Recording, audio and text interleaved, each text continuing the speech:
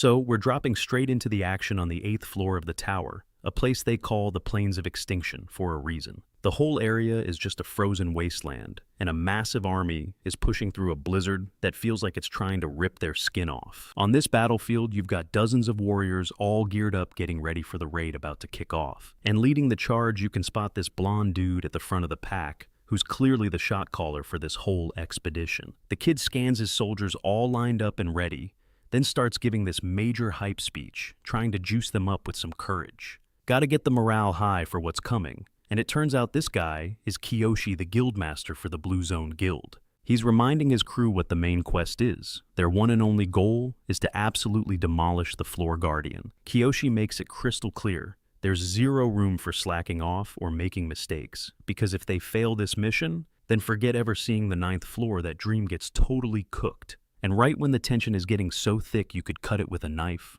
a familiar figure just materializes in front of the crowd. Kiyoshi spins around completely shook when he realizes who just rolled up.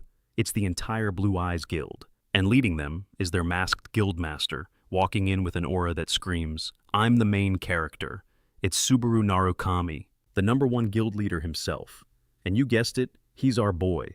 Our MC Kiyoshi can't even hide how stoked he is to see him. With a massive grin plastered on his face, he rushes over to say what's up, and Subaru's just like, "My bad, I'm late." But Kiyoshi hits him with a joke, saying he's actually the first one here, which is kinda true if you think about it. The whole vibe chills out for a sec, until one of the soldiers mutters that another guy, Samurai, will probably show up late too. He's probably just waiting for the perfect moment to swoop in and steal all the loot after the boss fight.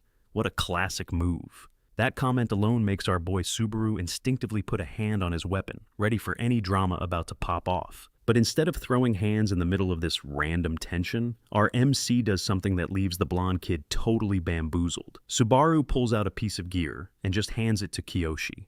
It's a glowing ring called the Archangel's Blessing. We're talking a legendary tier item that helps you regen your stamina mid-fight, a total game changer. The blonde dude is absolutely stunned, staring at the gift, while Subaru just tells him to prep properly for the battle. He's basically saying he wants to guarantee this mission is a W, no RNG involved. He even says after they clear the floor, Kiyoshi can just swing by the Blue Earth Guild and return the ring when they're all back home. Kiyoshi, the absolute sweetheart, gets super emotional and gives him a smile that's just pure gratitude. Subaru even adds that if he wants, he can just keep the ring, no strings attached.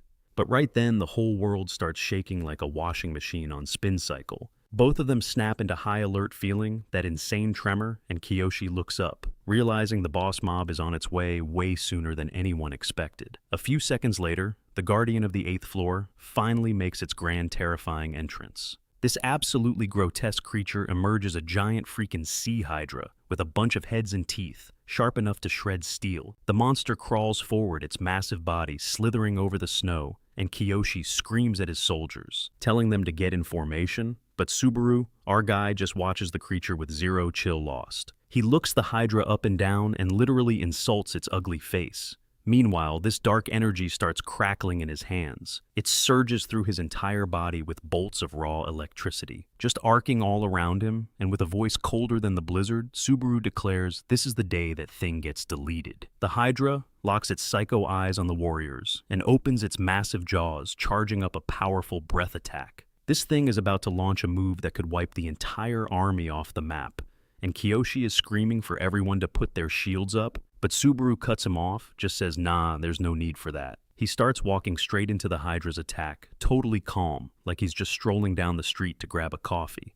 With one ridiculously smooth and precise motion, he unsheathes his sword and unleashes a single strike. In that exact moment, a tidal wave of dark energy erupts from his swing. The power just rips through the air and slices the Hydra's breath attack in half. He did it with such ridiculous ease, completely splitting the creature's ultimate move like it was nothing. The wave of energy flies right past the entire army, leaving every single soldier with their jaws on the floor, and Kiyoshi can only stare in awe. He was saying his boy always manages to pull a fast one on him, and just then the rest of the guild. The Blue Eyes crew just erupted into cheers, and this one red-headed member even started complaining like, "Yo, I wanted to get the first hit in."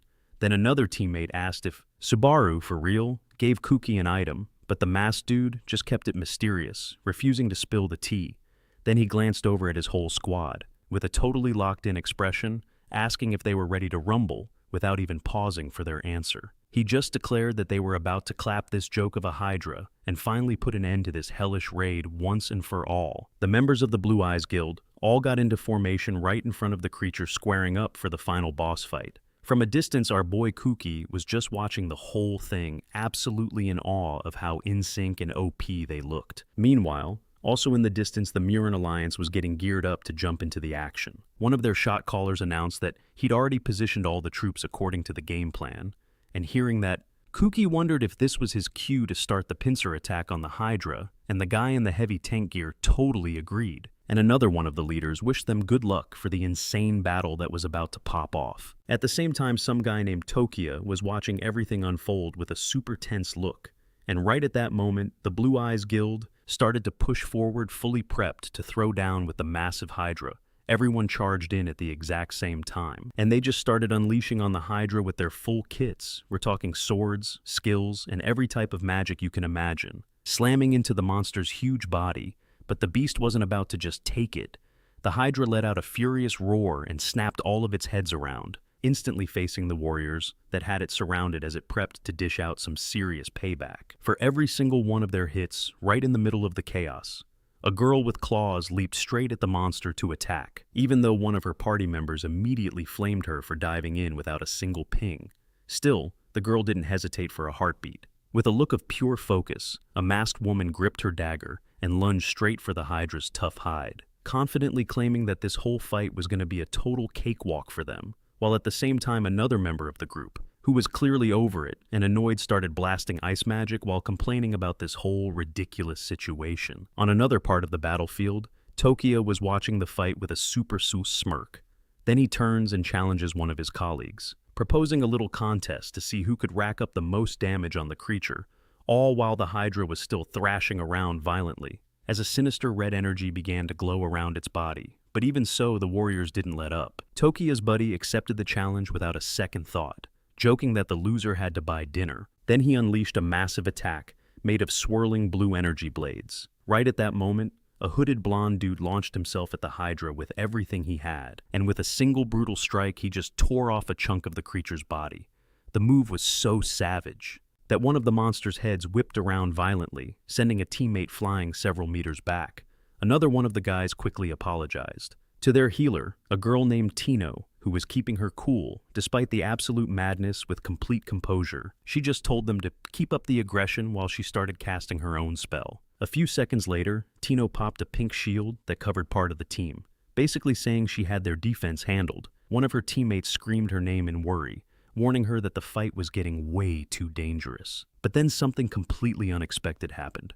Behind her, Kuki's blonde friend appeared. He had this insanely malicious grin on his face. As he threw a question into the air, "Think you can block this?"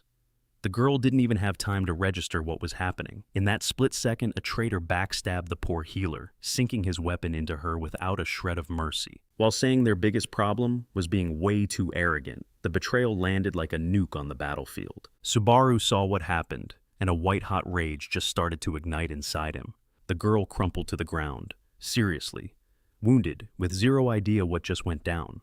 The traitor just stood there, looking down at her with a small, satisfied smirk, which was more than enough to set anyone off.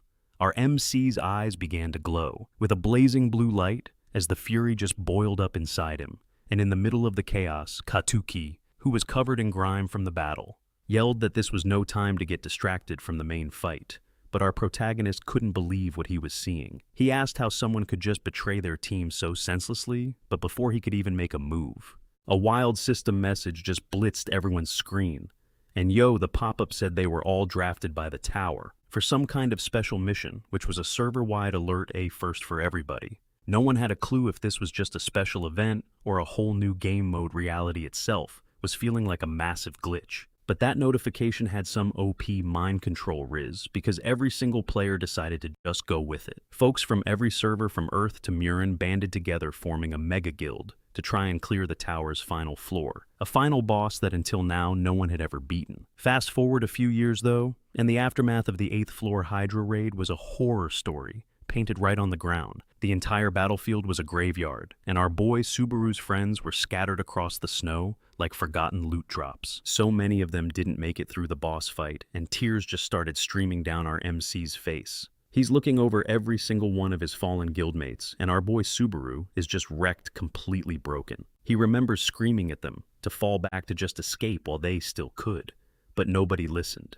And now he's just staring at their bodies, asking them with so much pain, when did he ever give them permission to die like this? He calls them absolute idiots for throwing their lives away, and right on cue a system window pops into his face. The pop-up is a laundry list of debuffs. Not only is he poisoned, but his fatigue stat is crazy high. The system is flashing a giant warning that he's about to die. If that fatigue bar hits 100, it's game over, filled with pure rage. Subaru looks up at the man responsible for all this and asks him straight up why he would do something like this. The traitor, cold as ice, just says, it was the only strat to take our boy down. According to this snake, Subaru's friends were just useless, NPCs getting in the way, while the bodies of his Cremio guild members. The blue eyes were still scattered all over the snow. This dude Cookie starts shouting that everything our hero did was just to stay alive, claiming that's why he picked this world to begin with. Our boy, Subaru, is just dead silent. You can see his brain buffering, trying to process this from someone he called a friend, no less, Cookie. Then flashes this ring he got earlier, a nasty sarcastic grin plastered on his face. He says there's no need to return it since they're all cooked anyway, and then he just yeets the ring into the distance. He even tells Subaru not to be sad, because now he gets to be the real hero, but our boy just hits him back with a little smirk. He says that Cookie's big problem was only ever hearing what he wanted to hear, even as his hand is shaking from being so drained. He's not about to rage quit just yet. The traitor looks completely shook that Subaru is still even trying to fight back. That's when our MC pulls a legendary tier dagger called Iolos right out of his inventory, and the blonde dude is floored to see that weapon. It still has charges left. Subaru calls him a piece of trash, then whips out a special fan explaining he's got 4 more uses left on it. A quick glance back confirms that there are only 4 survivors left from his whole guild. Without wasting a single second, he pops the fan's ability, unleashing a massive gust of wind that just shoves his teammates clear of the danger zone, basically yeeting them to safety. The traitor is absolutely fuming and screams at his goons to catch the runaways immediately, so the Morin Alliance soldiers start chasing them down. But the fan starts glowing with an intense purple light, and our boy Subaru cracks a grin, basically saying, "You shall not pass." The system UI flashes another warning. His fatigue is at 95, but he pops his skill anyway. What a Chad. And boom, the Thunderlord descends with devastating force. Cookie just watches the whole light show with a smug smile, calling our boy a stubborn bastard for not just giving up. In a totally hardcore move, Subaru literally stabs himself just to stay awake. His fatigue ticks up to 96, and he still declares that nobody is leaving this area without his permission. The soldiers charge him in a desperate Zerg rush. One of them tries to run him through with a spear, but Subaru somehow parries the blow. His fatigue jumps to 97, then 98, and now he's coughing up blood. But the man keeps fighting until a spear finally lands a critical hit, piercing right through him. Subaru collapses to the ground, covered in his own blood. The soldier thinks he's won, but boy is he wrong. Our boy, Narukami, looks up and his eyes are pure fire. Then bam! A massive explosion of black lightning rains down from the sky, zapping every single enemy nearby. One after another, the soldiers just get vaporized by the sheer power. When the storm finally passes, Subaru falls to his knees, completely exhausted. His fatigue hits a terrifying 99, but he somehow gets up one last time. He picks up a spear from the ground and hurls it with every last bit of his strength right at the traitor. Cookie tries to activate the Archangel's blessing for protection, but plot twist, the ring fizzles out. The spear pierces him, and Subaru declares who the real winner is. Our boy was in a final boss fight against his own limits, and just as he was about to break through, everything just cut to black. The next thing he knew, he was blinking awake inside a literal dumpster, tucked away in some sketchy, grimy alleyway. And of course, the system window pings right back into existence, displaying his new name, Subaru Narukami. He looks up, and there's this massive jumbotron dominating the whole plaza, playing a highlight reel of our MC's past. It's flashing through epic battle scenes and moments with his old squad, while a huge crowd of people just stares at the footage. And they're not just watching, They are absolutely captivated, looking at the screen, like they're witnessing a living myth. They're all completely mesmerized by the former leader of the Blue Eyes, treating him like he's some kind of god-tier icon. Narukami is just taking all this in, completely cooked, and he can't help but wonder what the point of this whole trip down memory lane is. Why now, after all this time, he thinks just shaking his head,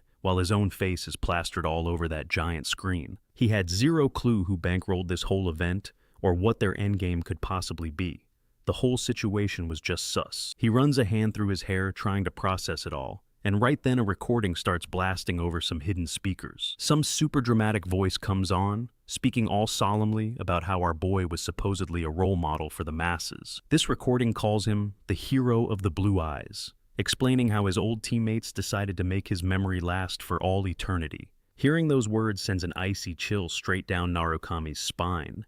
He is absolutely shook to his core. The voice just keeps going, explaining that this whole venue was built as a memorial hall dedicated specifically to him. Pure rage starts bubbling up inside him, and he's grinding his teeth trying to figure out which snake would pull a stunt like this. Just as he's wondering who's responsible, the screen changes and a picture of Kuki pops up, forcing Subaru to scream out his name. He's seeing red, but on the recording this blonde dude is just speaking so calmly it's infuriating. He's announcing that his guild, the Azure Sons, will be the one and only successor to the noble spirit of the original Blue Eyes. The whole time he's giving this cringy speech, he's presenting himself as the one true inheritor of everything they built. He's even implying that Subaru was just a debuff, holding the team back with the traitor smugly stating Subaru would never return. But don't worry, he makes sure to add, his memory will definitely never be forgotten.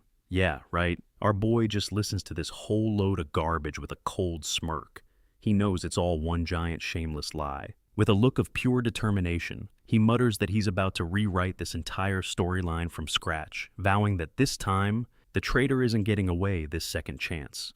This new game plus is not going to be wasted. Right as he's deep in his revenge plot, he accidentally bumps into some kid walking by, sending the guy tumbling to the ground with a yelp. Subaru snaps out of it instantly, offering a hand to help the kid up, while asking if he's okay. But the kid just freezes solid the second he looks into our boy's eyes, his face a picture of pure shock. And then things got weird. The young man was rocking a mask that looked way too familiar. Before he can even process that, two more people rush over asking if the kid who they call Minato got hurt. And in that moment, Subaru's heart pretty much stops, because these two are also wearing masks. They're identical to the ones his old guild used to wear, and his brain just completely short-circuits from the confusion. He drags a hand down his face, trying to make any sense of what's happening, as his thoughts spin out of control. And when he finally looks around, he notices something even crazier. Every single person in the area is wearing one of those masks. The chaos in his head just maxes out as the traitor's words flash back in his mind,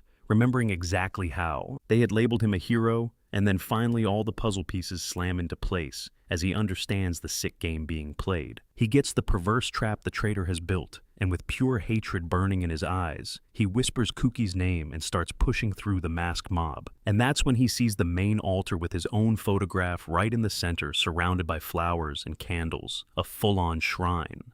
Subaru grinds his teeth. Seeing it, he can't believe the sheer nerve of the traitor trying to steal the glory of his entire former guild. But in the middle of all the flowers, something else catches his eye. A bright blue light starts pulsing with energy. Subaru is immediately locked onto that glow, and without a second thought, he starts to carve a path through the crowd. He's shoving people out of the way to get to the altar, and some of them start getting salty, telling him he needs to respect the line. But our boy isn't hearing a single word. He finally drops to his knees right in front of the memorial. His hands touch the flowers, emitting that blue energy, and as he picks one up, he feels a jolt of something that is unbelievably familiar. He recognized that energy. It belonged to an old teammate from his squad, and far away perched on a nearby rooftop. Up on the rooftops, two shadowy figures are scoping out the whole scene, and one of them, totally cloaked up, is talking all chill. He mentions it's been over a year with zero drama, but his partner chimes in that they almost got into it with some Blue Zone agents. So the first guy asks if they really need to run this whole ceremony back every single year, but Shigure just plays it cool. He's like, better safe than sorry. And then this dude cracks a super sus grin saying maybe Subaru will notice. The flowers they left as a little gift. But his buddy is full of doubt. Like, is Subaru even still breathing at this point? but Shiger shoots back that they literally confirmed it with their own eyes. Then another hooded figure has to add their 2 cents, saying it's way more likely Kazuki will find her first, which just completely sets Shigure off, cause in his mind, if the leader were alive, he wouldn't have been playing hide and seek for this long. And boom, scene change to a sick sunset with birds flying over the city. Then we cut back to our boy Subaru.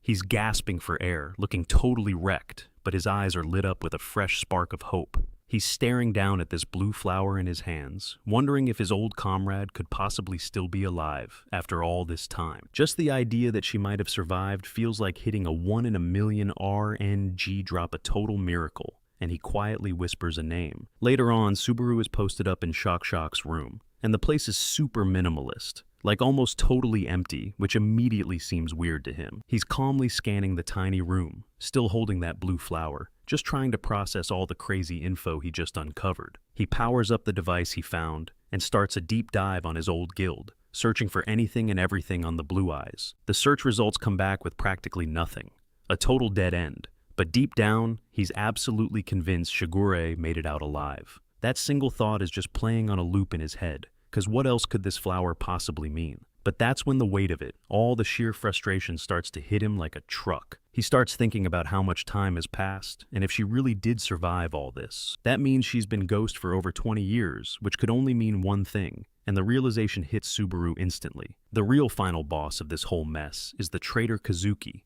because he would never let the truth see the light of day if Shigure is still out there. It all makes sense. Now she must have gone deep underground this whole time, just to avoid getting zeroed out. And while he's connecting the dots, Subaru starts wondering, was she on a solo mission this whole time? Or did the other 3 squad members manage to escape too? But trying to find them directly would be a speed run to getting everyone killed. It's way too dangerous with that traitor on the loose. Any attempt to link up could put them all in the dirt. He glances back at the flower, and then at the mask he saw at the memorial. In that exact moment, it all clicks into place. If he wants to get some answers, he's gotta be the one to start the damn quest. With a look of pure, unadulterated determination, Subaru makes a decision. He needs to get his old OP build back. He's channeling the memory of Rosoi as he walks over to a training sword that was just leaning against the wall, and he grabs it with a death grip. 2 days later, the tutorial to become a player finally kicks off. For our boy, the game plan is simple. If he can just clear this test, everything will start to fall into place, as long as you're still alive. There's always a chance to get the old party back together, and the scene cuts to a massive freaking coliseum. This place is the tutorial's final exam room, and the floor is an absolute graveyard, just littered with bodies everywhere. It's a clear sign that this test has a brutal difficulty spike. Nobody expected it to be this hardcore. Then we see a bald dude with a beard, named Gar. He's looking at the seriously grim scene, and near him, some young warrior is panting for breath. While trying to fight off a swarm of little green mobs, the examiner looks at the kid and says he's barely fought any enemies in this entire trial, then asks if he really wants to keep going, which totally confuses the guy. A system window pops up explaining that for every step forward, a new goblin spawns and the loot drops get progressively better. The further you go without a second thought, the kid just rage quits, and another guy comments that the offer isn't even worth considering. Still, the warrior tries to cope, saying, "Hey, the important thing is that I passed the test right." The examiner just lets out this huge sigh of disappointment, complaining that this year's batch of recruits is completely miss. According to him, only some dude named Isaac has managed to reach wave 20, which is apparently pretty impressive. As he's talking, something on his clipboard catches his eye. He glances up at the arena, and at that very moment, Subaru walks in sword in hand, looking ready to go. The examiner looks down at the name that just appeared on his screen. It says Subaru Rosoi, and the man comments, "That's a pretty heavy legendary name to be walking around with." He then adds that our boy can only rock that name if he actually manages to pass this test. Subaru just gives a firm nod. A screen pops up in front of him, announcing the start of the challenge.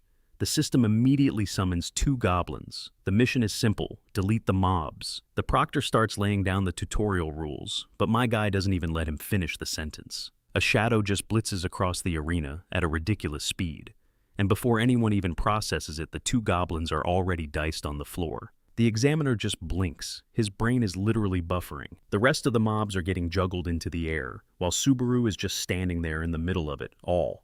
The guy can't believe what he just witnessed. Subaru cracks a little smirk, realizing that test driving his new body was absolutely the right call, cause this new build is kinda special. Then the system window pops back up asking if he wants to move on to the next stage. Subaru instantly mashes the accept button. The Proctor's jaw is still on the floor from shock as the arena fills up with enemies again. Goblins just start spawning one after another, and Subaru is just deleting them from existence. Meanwhile, the assistant watching the feed is completely lost, asking what kind of cheat codes are active, but the main examiner is leaning in close. He's noticed something else. Subaru isn't just attacking, he's reading every single enemy movement. It's like he's predicting their attacks 2 or even 3 steps ahead, before they can even charge our boy. Just rolls in like an unstoppable storm, wiping out every single creature that pops up. The examiner is starting to get real sus, thinking this isn't just sword skill. Not even he could pull off a stunt like this for a second. A crazy thought hits him. What if this kid is the reincarnation of the legend Subaru? Naruka. Meanwhile, the beatdown is still going strong. With a clean hit, Subaru drops another goblin and pivots to face the last enemy standing. A UI pops up in front of him, announcing he's cleared stage 49.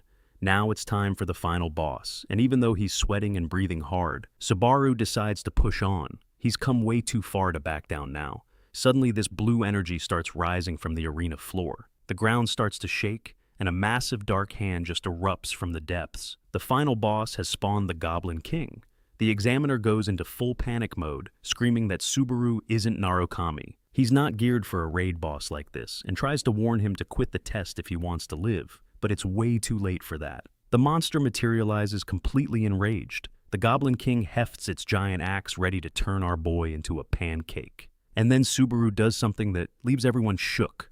He drops his sword and says he's not gonna fight. The observers start panicking, thinking he's completely lost his mind.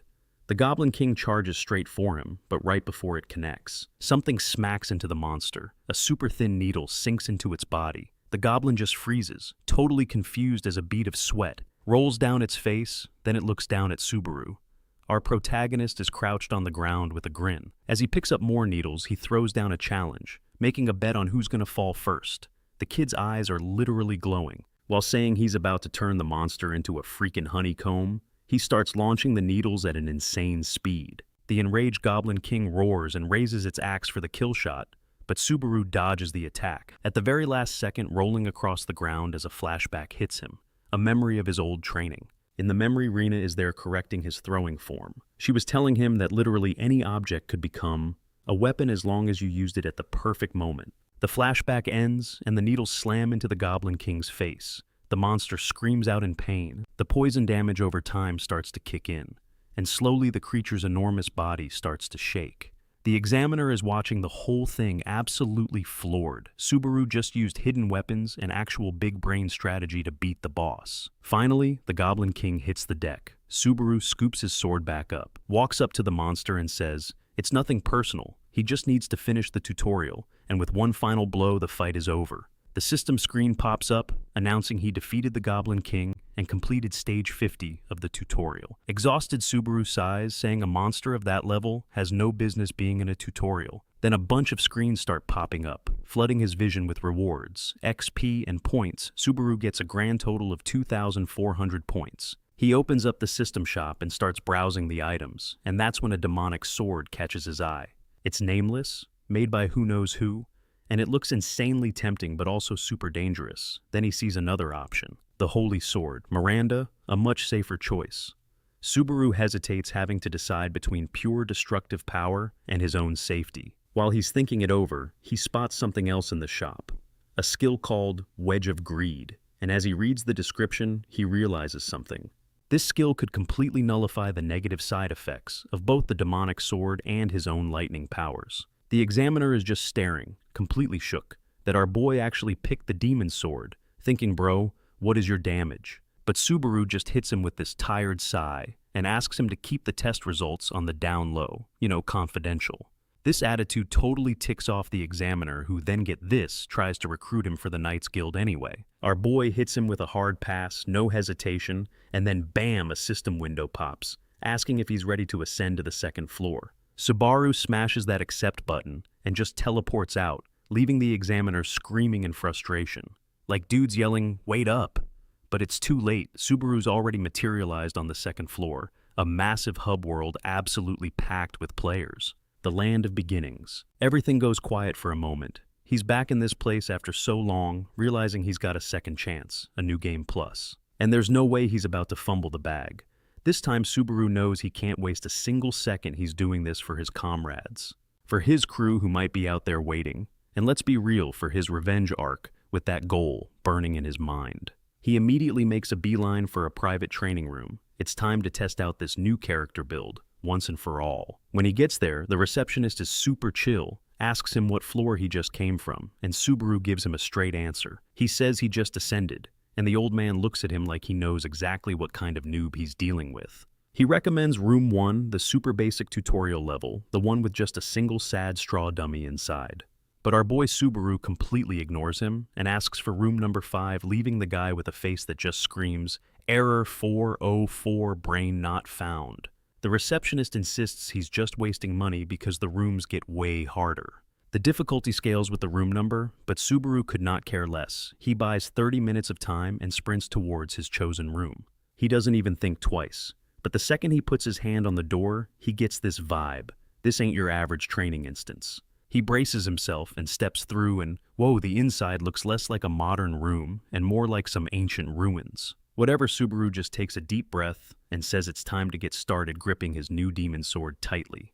He's about to test its power when a system notification pops up saying the nameless magic sword has officially recognized him as its user, and boom, this insane red aura just erupts around the weapon. It was wild, because suddenly all his stats got a massive temporary buff. It felt like his body just went into overdrive, but this power-up came with a serious debuff. The weapon was eating his HP and mana.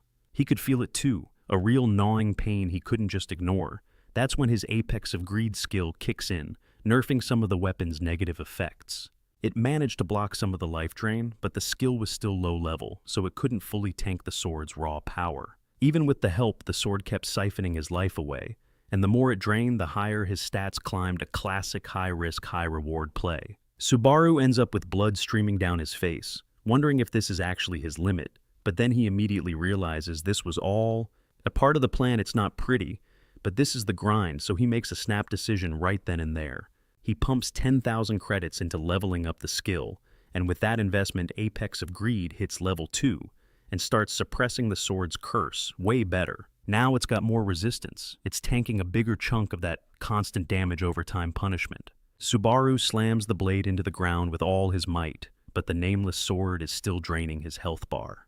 The only difference is, now he can handle the pace his stats start to stabilize, and he gets this look of intense focus. He's finally taming the power, instead of letting it control him, and at that moment, our boy Subaru gets into a fighting stance like he's about to test everything at once. With a shout, he decides it's time to show his true strength, and he unleashes this absolutely massive attack inside the room. Meanwhile, outside, the receptionist is completely relaxed. He's half asleep on the desk, enjoying a little power nap when things are slow, but then suddenly, he jolts awake totally dazed, feeling this weird, ominous presence getting closer. He rubs his eyes, seriously questioning if he's still dreaming, or maybe just hallucinating, because Subaru is walking out of the training room, leaving a literal trail of blood on the hallway floor, and the old man is absolutely shook. Had it even been 10 minutes since the kid went in there, dude was speedrunning. He walks over to the door and knocks, wondering if the kid's still inside. Then he cracks it open just a tiny bit to peek. He needed to see what happened,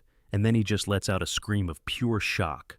The inside was destroyed, shattered completely, annihilated as if a bomb went off. The receptionist is just standing there, mind totally blown, still in shock, wondering what kind of monster that had just been in there. Later on, we cut to Subaru, waking up in his room with the sun blasting him right in the face. Our boy stretched out, feeling like he'd been AFK for a solid week, and even though his body was stiffer than a new controller, his mind was crystal clear. He knew damn well that if he'd been rocking some basic B sword, he never would have pulled off that escape, not in a million years, which he was thinking about later, chilling in a cafe, when it suddenly hit him that he felt way lighter on his feet, and somehow he'd managed to leech power from the weapon, which is insane because with his current stats, he shouldn't even be able to pick up a sword, let alone swing it around, and that could only point to one thing.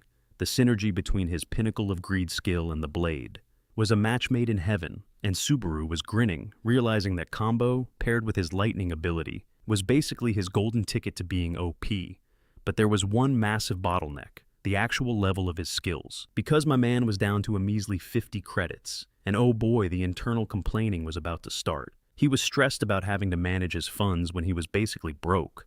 But right then, some super energetic blonde dude appeared out of nowhere, grabbing everyone's attention like he was the main character. Turns out he's a streamer in the middle of a live broadcast who just got a 10,000 credit donation from some fan named Alex. The dude got so hyped he almost hit the ceiling, but in his victory dance, he ends up spilling coffee all over himself. Subaru's just watching from afar, wondering if this guy is completely unhinged, because he didn't even say thanks for the fat donation. Subaru pulls out his tablet and starts trying to figure out the meta of this place, reading an article on how to earn points. And that's how he discovers the new era of live streaming.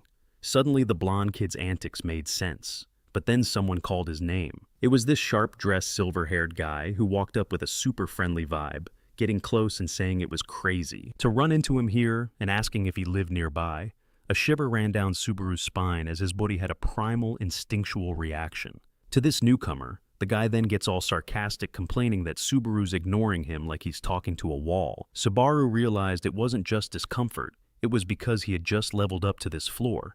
The other guy leaned right over the table, still saying how wild it was that Subaru was even here then. With this wicked little smirk, he said he never would've imagined a weakling like him could clear the tutorial so easily, and that just instantly set Subaru off. And in that moment, the face from his past finally clicked into place. Isaac just stared him down, with total disgust, telling him to wipe that look off his face before getting pissed, claiming Subaru's name just annoyed him, and that our boy never knew how to follow simple orders. Subaru shot back that the credits he gave him were more than enough for that mission, which only made Isaac even more furious. He screamed at him to shut up and decked him, with a full-force punch straight to the face. Then, with a cruel smile, he holds up a box and says from now on, this would be their new home, threatening him about what would happen if he ever crawled out of that trash heap. And it all clicked for Subaru. Exactly why he'd woken up inside a freaking dumpster. Isaac started bragging that he'd cleared up to the 20th floor, and even broke the supervisor's record on top of that. He boasted about getting a rank B skill as a tutorial reward. Subaru tried to get up and leave, playing it cool and telling him not to be in such a hurry. But Isaac just ordered him to go buy a coffee on his way out. Any cheap junk would do. Isaac was visibly confused by his chill attitude, complaining that Subaru was being as disobedient as always, wanting to know what happened to him, as if his soul got swapped into another body. Subaru just shot back that he had credits and told him to buy his own damn coffee, clearly out of patience. Isaac ordered Subaru to sit back down, snapping that he didn't have time to deal with this brat's nonsense. Subaru decided that if he was going to keep getting cut off, the whole vibe of this talk was about to change. He made it crystal clear what the new rules were. From here on out, nobody was going to get in the way of his plans, and Isaac just lost it, grabbing our boy's arm with a death grip, trying to pin him down with rage in his eyes, threatening him, and asking what happens to trash that tries to run away. But Subaru stood his ground, looked him dead in the eye, and told him to back the hell off if he knew what was good for him. Isaac just squeezed even harder, and Subaru told him to let go internally. Our boy was thinking he probably shouldn't cause a scene right here, because that would just escalate everything. But seeing how calm he was, Isaac just started laughing, like it was all some old inside joke, telling him not to be scared, that it was just a little hazing like the good old days. Then he started mocking him, saying a bully like him shouldn't have even been able to pass the tutorial with such pathetic skills. So Subaru took one step forward and got right in his face, basically saying, "Okay, I'm right here," calling Isaac trash and daring him, saying he could make him disappear. Isaac let go of his arm with this fake mischievous grin, and Subaru just gave him a look of pure contempt. Then a system window popped up, explaining that players had two main ways to level up. The first was through the trials of the Great Tower, getting stronger by clearing challenges and snagging rewards. The second path was to hunt monsters or clear dungeons. It was the speedrun route for sure, but the stakes were insane. We're talking one death in-game meant permadeath in real life, no respawns. The scene cuts to a chick absolutely terrified in the Whispering Arches, which makes sense. Most players were dodging high-level zones like this, but our boy Subaru, he's built different. Chilling next to a defeated orc's body, he's just scoping out the battlefield, totally calm, For him, the logic was simple. The safer the grind spot, the slower the XP gain. It was a total snooze fest. On the flip side, though, the gnarlier the challenge, the faster you level up, even if that growth is literally paid for in blood and pain. And trust me, Subaru knew that feeling all too well. After taking a quick breather, he whipped out his tablet to check the latest community buzz. He was just scrolling through forums and live streams when something completely outrageous caught his eye. Some random streamer was out here using his old handle, Narukami Subaru. And get this, the guy was pulling over 80,000 live viewers. Our boy just stared at the screen, a mix of disbelief and pure annoyance washing over him. This total fraud was hyping up the chat, screaming about how he was going to challenge the forbidden third floor of the tower, like it was some legendary feat which just made Subaru's blood boil. He thought about all the clowns, running around using his name and his mask without an ounce of respect. It's like anyone could just slap on the brand, and cosplay is the real deal.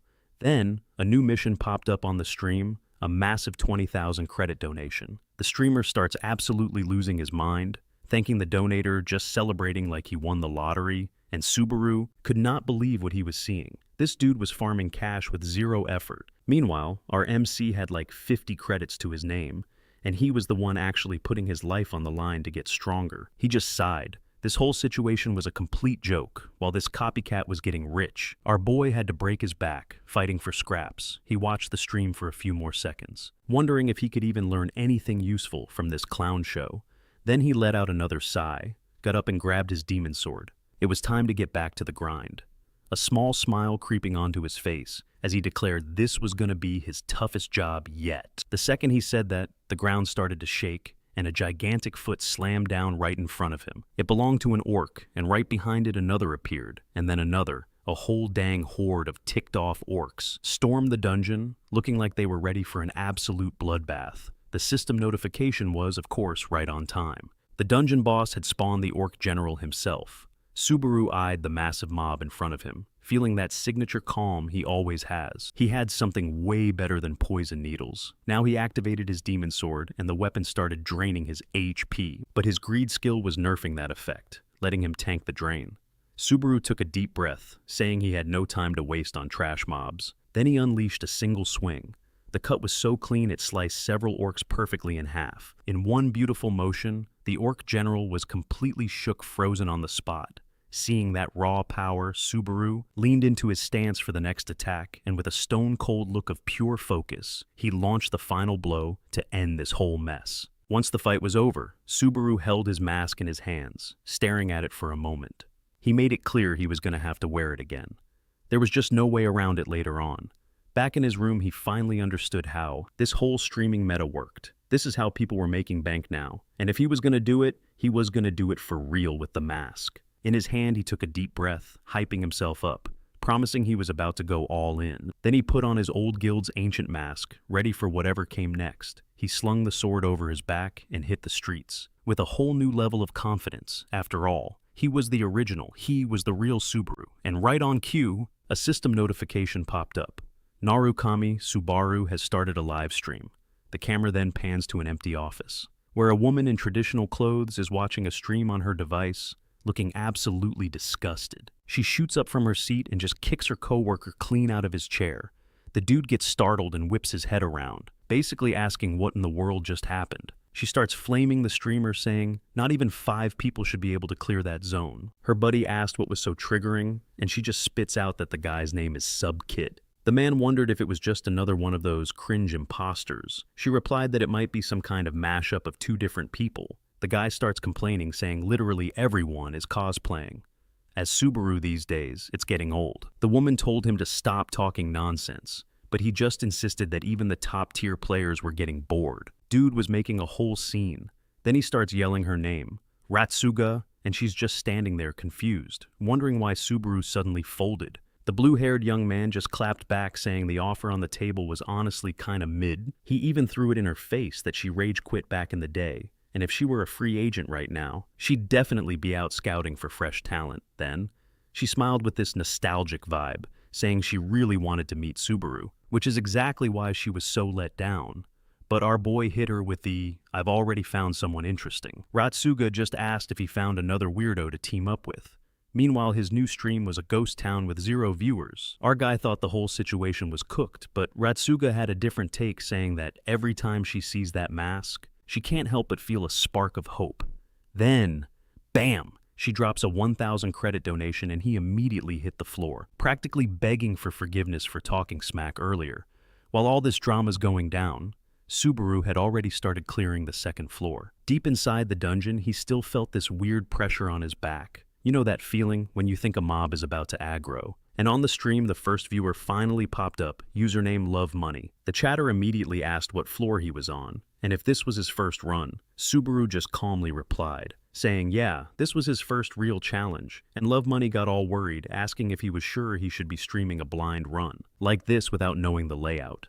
But Subaru just flashed a grin, and right then a flying monster appeared. It looked like a giant bat, and the creature just dive-bombed straight at him, aiming to take a chunk out of his face. Without even thinking, Subaru reacted with absolutely insane speed, snatching it right out of the air with one hand, and then just yeeted it into the ground hard. The system pinged that the bat was defeated. Subaru just glanced at the camera and casually asked if everyone was good, and a beat later, the system officially announced that the second floor clear had begun. The stream now had 3 viewers, and one of them was already hyping up his reflexes. Another suggested he should wait and form a party before pushing forward. Subaru replied, thanking him for the advice, but made it clear that wasn't happening. He'd rather solo the whole thing, and the viewers just started laughing. They thought he was just some noob who put on the legendary hero's mask for clout, but Subaru was thinking to himself if he could actually master this dungeon. He had finally understand why so many people still remembered the name Narukami. Then, as if things weren't chaotic enough, some grotesque fish-looking creature materialized right out of the dungeon's shadows and charged straight for Subaru. The monster moved with this terrifying ferocity, like it was dead set on devouring him in one bite.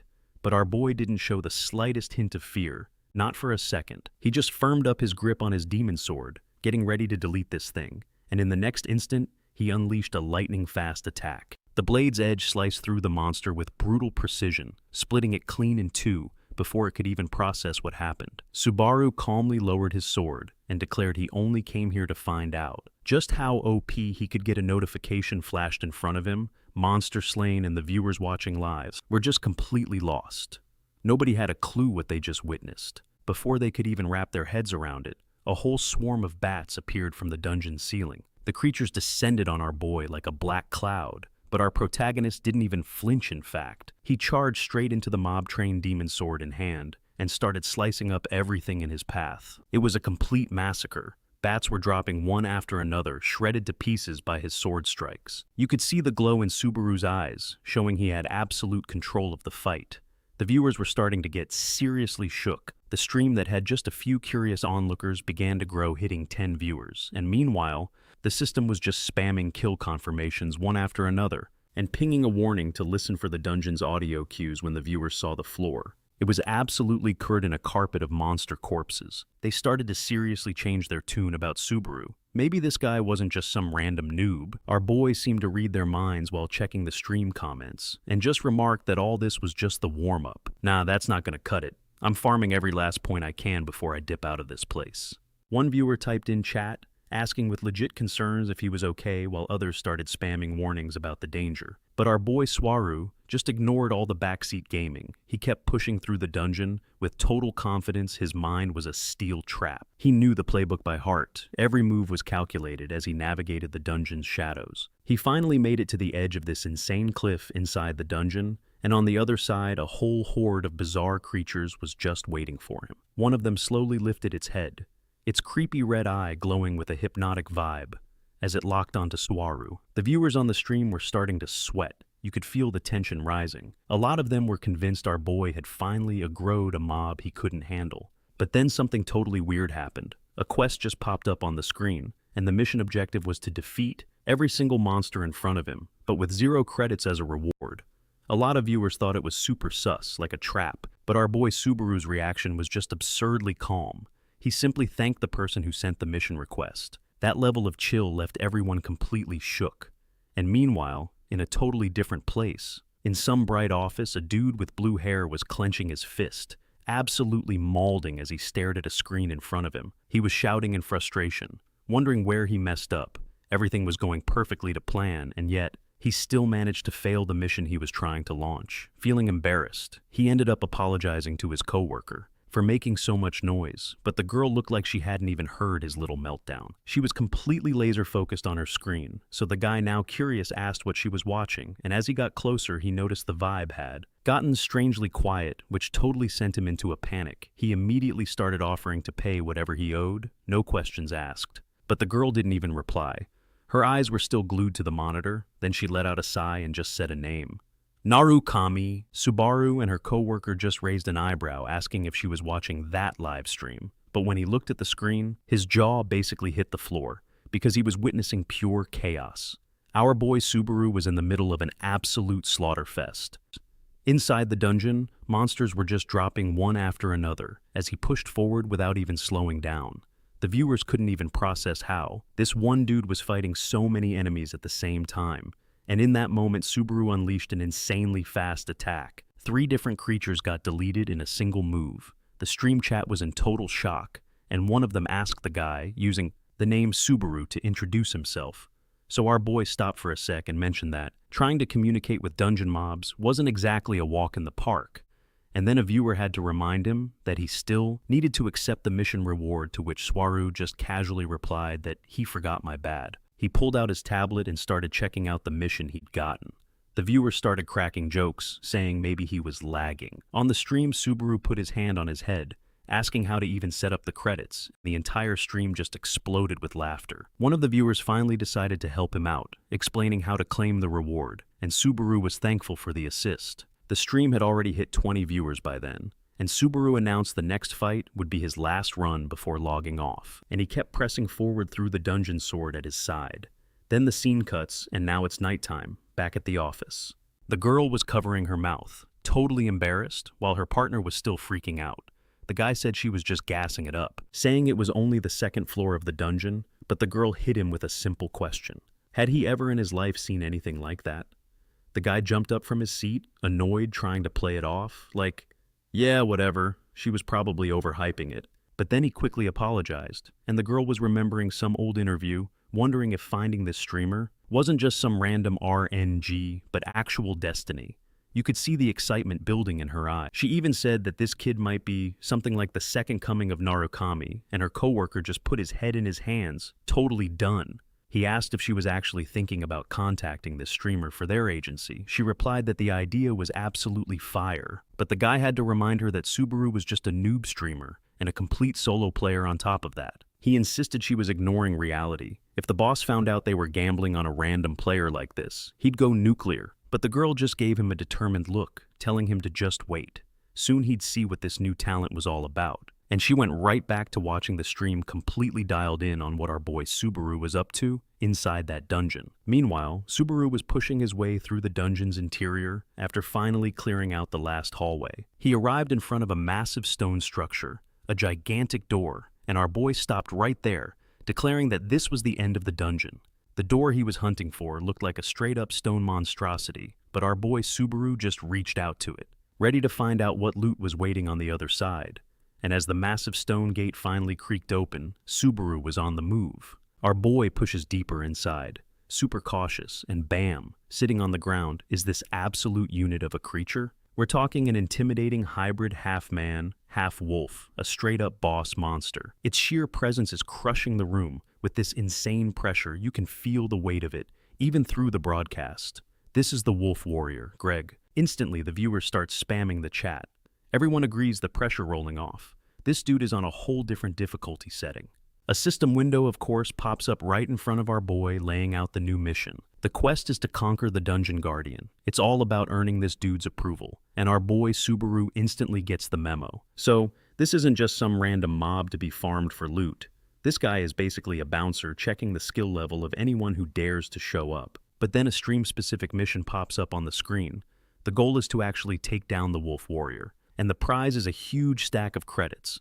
Our boy Subaru sees the number and almost falls over. We're talking a payload of around 3,000 credits. Immediately, the whole chat just erupts. Everyone starts screaming that this boss is not some mob you can just beat, like not even close. For the longest time, the Wolf Warrior has been infamous as a basically impossible trial, And while the viewers are freaking out in the comments, the wolf warrior slowly starts to rise, its eyes locked dead on our boy. The beast stands up to its full terrifying height and just stares him down with a killer look, like it just made up its mind that it's time for the real test to kick off. And then the wolf flashes this super dangerous grin. Oh yeah, it's ready to rumble. And another system window appears. The mission now clarifies that he has to be acknowledged by the Great Wolf Warrior. Greg gives him a suspicious look and asks if our boy is actually rolling solo. The wolf is insistent, but Subaru just answers cool as a cucumber, saying it's pretty obvious he's alone. The Guardian stares at him for a few beats, then smirks and says, "This whole situation is interesting." He says he can smell a true warrior on him, and Subaru's brain immediately jumps to, oh, right. The wolf tribe has that OP sense of smell, but Greg just shakes his head. Nah, he explains. It's not a physical scent. It's the smell of his spirit, the very essence of a genuine fighter, and with that he declares the test is officially over. Subaru can just walk on by. But this just leaves our MC completely shook. His actual objective wasn't to just get a pass. He wants to throw down with the Guardian. Now Greg is surprised. He asks if our boy doesn't just mean the big old door right behind him. Our boy replies with a straight face that someone sent him here to take out the wolf warrior, and the Guardian just starts laughing. He says that's so typical of someone with a warrior's soul. And then we get a quick scene change to a modern office. So the girl and her partner are now in front of their agency's boss, who is just frantically mashing his keyboard, all while he's listening to their explanation. He asks how many viewers the stream has, and the guy with blue hair says they're sitting at around 20 people. But the girl jumps in to correct him, saying they're already at 30, a correction that clearly pisses off her partner. The boss starts getting mad, asking if they're working for free, or if this is some kind of ridiculous bet he says he requested a broadcast, with 20 viewers, and now they're just gassing it up. But the girl doubles down. Nope, it's 30 now, which makes the boss even more furious. He even suggests that maybe she should become a streamer herself, since she seems to be enjoying this whole thing way too much. Right then, another employee comes over to the screen and is just completely frozen in shock by the broadcast. It had already shot past 40 viewers. Meanwhile, back in the dungeon, our boy Subaru and the Wolf Warrior are finally starting their throwdown. Greg whips out his razor-sharp claws and just rockets towards Subaru with absolutely brutal speed. Subaru grips his demon sword tight. He makes a deal with himself to just fight, no overthinking. The system alerts him that the sword is now draining his life in exchange for a massive stat boost, and the pain hits him like a truck. But thanks to his greed ability, he manages to resist some of the damage. So, Subaru decides to go all in, as if this was his very first boss fight. Suddenly the wolf lunges at him with completely absurd speed, and our boy reacts in a split second, bracing his sword right against the monster's claws, and the impact creates this massive explosion of pure force. The creature starts to glow with this intense blue aura, clearly charging up for a devastating hit. Then Greg unleashes his attack, a totally brutal impact. Our boy somehow tanks it. Despite the raw power of the hit, he manages to stand his ground. The clash between these two was so intense that Subaru ends up getting knocked back, and while he's trying to find his footing, he has a huge realization. There's no way he can beat this creature with just a DPS check. He needs a big brain strategy. The monster actually praises his determination, saying that's exactly what he'd expect from a powerful warrior. The boss spun around for another devastating attack, but our boy Subaru weaved out of the way with some insane agility stats. He literally shouted that this monster was no match for him, gripping the hilt of his demon sword as he prepped a counterattack. The viewers watching the stream started blowing up the chat, pointing out how Subaru was defending against every single attack. But even on defense, he still looked absurdly strong, making a lot of them guess that whoever posted this quest was probably having a full-blown panic attack right now, because our boy Subaru looked like he was actually having fun, even smiling. In the middle of the fight, he mentioned that brute strength isn't always the key.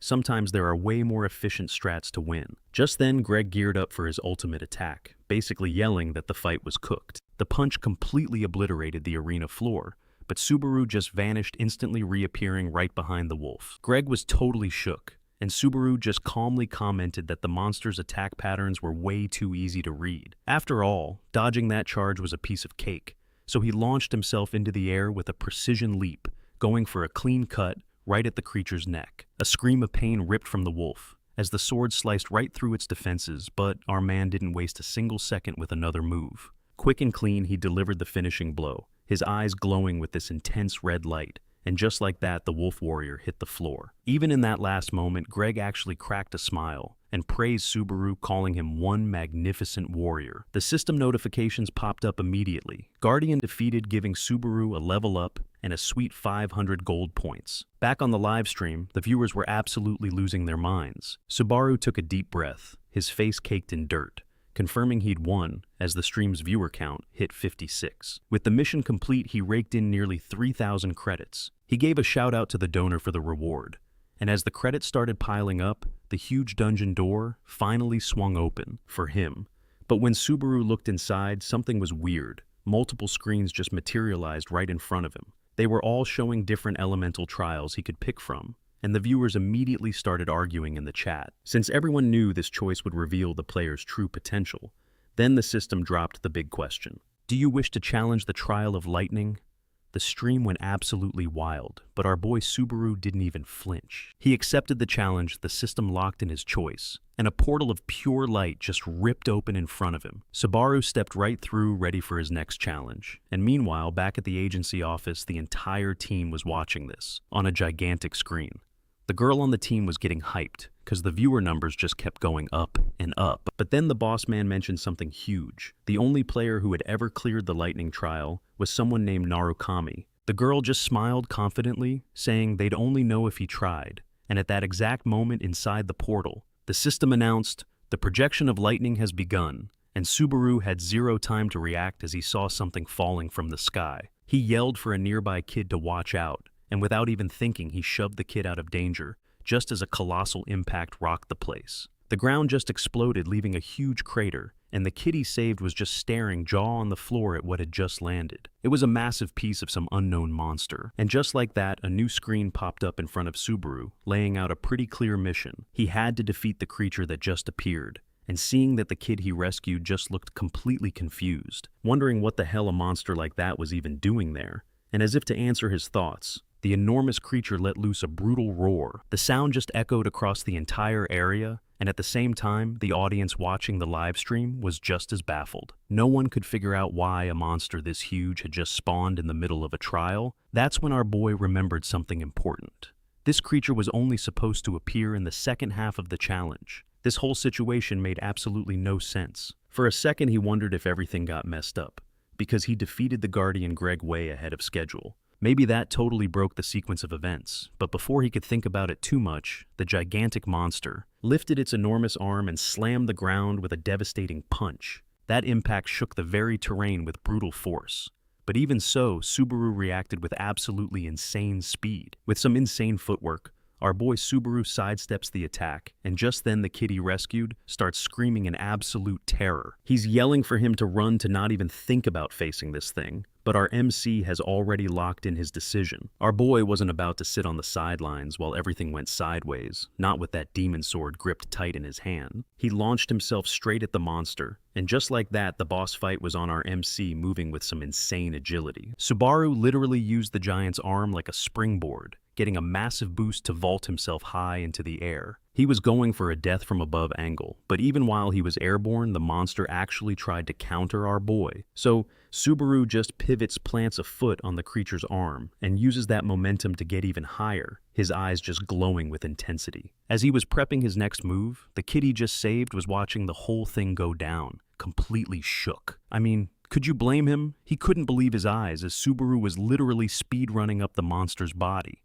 For the first time, our MC charged up the giant's enormous frame, scanning for that critical weak spot. He finally finds it right on the creature's neck and unleashes a brutal strike, the demon sword sinking right into the monster's flesh. The force behind that hit was absolutely ridiculous, making the giant let out a massive pain-filled scream. It was definitely feeling that unexpected hit, but Subaru had zero intention of stopping even with the monster's deafening roar. Rocking a stone-cold expression, he muttered that the beast should just shut up already, getting ready to end this whole thing for good. He raised his sword, and with one clean slice he finished the creature, its gigantic body teetering for a second before crashing down hard. The light just vanished from its eyes as it went completely still. And boom, the system window instantly popped up. It laid out the results confirming Subaru had officially slayed the monster, but that wasn't all. The system announced he'd cleared the entire phase, which just sent the live stream audience into another full-blown meltdown. Not only did he get a massive XP drop, but he also got a ton of loot, including a special item called the Giant's Heart. The viewers were losing their minds. I mean, who racks up 4,000 points in a single round? This meant he hadn't just won, he'd completely swept the entire phase. Meanwhile, the kid our boy had rescued was just staring at him, completely dazed after witnessing that whole fight. He just had to ask what Subaru even was, and our MC calmly replied that the answer was pretty obvious. All they had to do was look at him.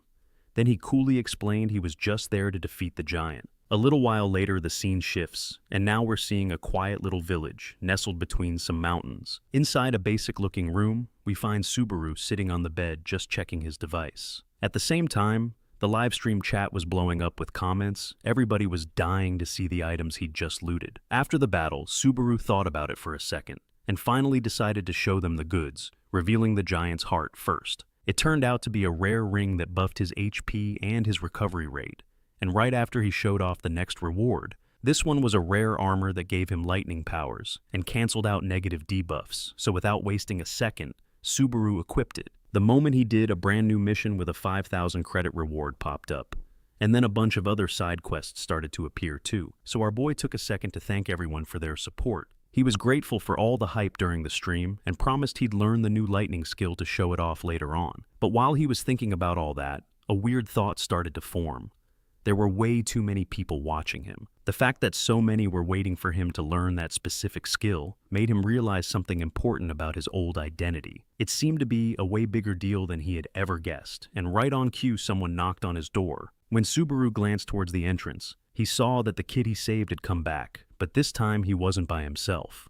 The blonde knight was right there beside him. With his usual dead serious expression, the young guy apologized for the delay and introduced the knight as the village captain, a man named Lord, who then explained that the giant attacks had been seriously ramping up recently. He said that the knights were already getting ready to fight them back, and for safety they had told all the villagers to stay in their homes. Still, the kid couldn't shake the feeling that finding an outsider at a time like this was pretty sus. With things being so complicated, it was just really strange. And that's when the blonde knight thanked Subaru for holding down the fort and protecting the village while he was gone. But Subaru just said he had only done what needed to be done, but hearing the guy's voice made him suddenly remember the knight's name. The knight then explained that they'd recently discovered the identity of the giant's leader. His eyes were filled with determination, as he declared they were all prepared to put their lives on the line to face the enemy. And then in a move no one saw coming, the knights just dropped to their knees in front of our boy, begging him to be the hero and save their entire village. You can just imagine the live stream chat going absolutely feral, just a blur of comments flying by as viewers started sweating bullets over Peleus's fate. But as our MC is watching this whole scene unfold, his brain just boots up the original game's wiki page. He remembers a super important plot point, and it's all about how the blonde knight is basically scheduled to get permabanned. Armed with that little spoiler, our boy snaps back to the present, puts out his hand and turns to Peleus. Telling the guy to get his head up, he locks eyes to show he's dead serious and confirms he's all in. And just like that, Survival Phase 5 kicks off. So the whole Knight Squad mobilizes with our boy basically leading the raid party towards the big showdown. As they're all marching, our boy quickly glances at his UI to check the live stream metrics, and dude, the viewer count is absolutely insane. In fact, the chat is scrolling at light speed. It's just a solid wall of text, making it totally impossible to read a single comment or even think about replying. Anyway, he keeps moving, but then out of nowhere, the knight captain just throws up his hand, signaling for the entire party to stop dead in their tracks. He could feel something was off, like the server was lagging, and right then a soldier points forward, making everyone whip their heads around to look. And that's when they see it, a colossal giant just sprawled out on the ground, its massive frame looking completely lifeless. It looks like it's just taking a power nap, you know? And the blonde knight immediately gets a light bulb over his head, thinking this is their big chance. His big brain strategy is simple. He'll be the tank, draw all the aggro, and let Subaru get a critical hit from behind. But our boy immediately shuts that down. He just puts a hand on the knight's shoulder, telling him to chill for a second. A move that left the captain completely shook. But our boy just keeps staring at the giant's corpse, his face dead serious. His gamer sense is screaming that this whole setup is sus. This whole situation is just way too weird. And then right on cue, a mysterious light starts pulsing from the ground. It's glowing right next to the giant's body, and then the ground starts shaking violently. throwing the knights into a total panic. As this sudden tremor hits, nobody has a clue what's going on. But our boy narrows his eyes. He's just figured out the boss mechanic. That thing they thought was a corpse. Yeah, it's way more than that. And suddenly the giant's chest begins to slowly crack open. It's like something is about to burst out from the inside. A weird energy just erupts from the body, and then they start to emerge. A flood of smaller creatures just bursts out from inside the giant, and every single one of them has this twisted evil grin plastered on its face. They begin their slow menacing march towards the knights. A whole battle line of these things, just lumbering forward. Absolute panic just spreads like wildfire through the soldiers, and you can hear Peleus just screaming, completely clueless about what's going on. Then one of these things just grabs a knight who's screaming his head off for help, and the monster just hoists him into the air like he weighs nothing. The guy is pleading for it to let him go, but this creature shows absolutely zero mercy.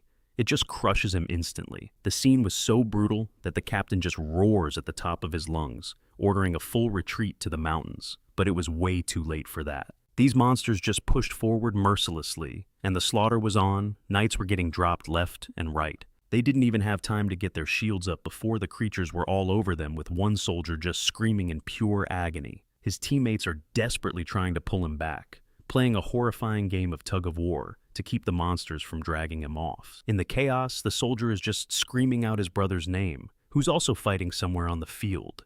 The whole situation is completely cooked. The captain fully grasps how screwed they are and just bellows the order again for everyone to run for their lives. ASAP. For a second, the knights just freeze, but then one of them gets to his feet and shouts that it's not over yet, and that's the signal they all start running. The captain glances back at our boy and yells that he's counting on him.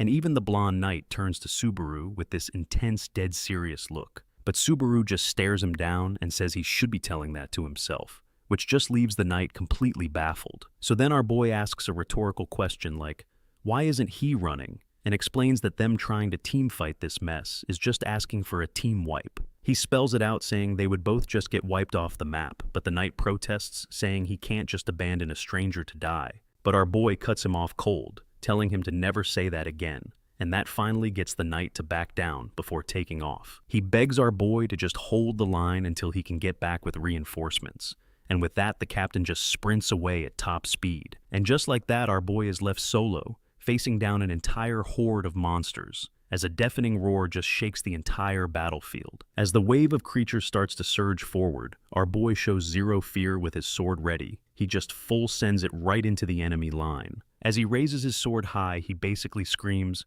"Come at me, bro!" declaring that he's the real main quest for all of them. One of the giants tries to smash him, but our boy dodges the attack like it's in slow motion, and in one fluid motion, he cripples the monster by slicing its leg. Dude, his speed is unreal. He just spins around and lands a sweeping attack on multiple enemies at once, and the whole fight just explodes into total chaos. Whoa, one of the creatures just caught a scent, and its eyes snapped. The other mobs were still totally stunned by the sheer speed of his blitz attack when the system flashed a notification he had already taken down, 2 enemies banking a cool 20 achievement points.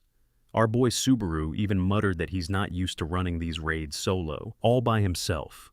While meanwhile the captain is literally speed-running through the forest, trying to get as far away from the battlefield as possible. He even risked a look back mid-sprint, clearly feeling messed up about ditching his team, but ultimately he just grits his teeth and keeps booking it back in the fight. The livestream viewers were blowing up the chat. A ton of them were saying, the score changes based on how many soldiers are still in the fight. Subaru actually paused for a second to think about that. Maybe this was his shot, a real chance to completely change the outcome for everyone, and fired up by that thought, he turned on the remaining giants with one lightning-fast strike. He dropped another monster. The system announced the W, but he didn't even stop. He just blitzed toward the next giant. Another slice, another mob down. That's 10 more points for the board. But Subaru could feel something was off. This demonic sword was leeching his stamina like crazy. As he kept fighting, he figured it was all manageable, as long as he could aggro the enemies, one at a time. But that wasn't the real question.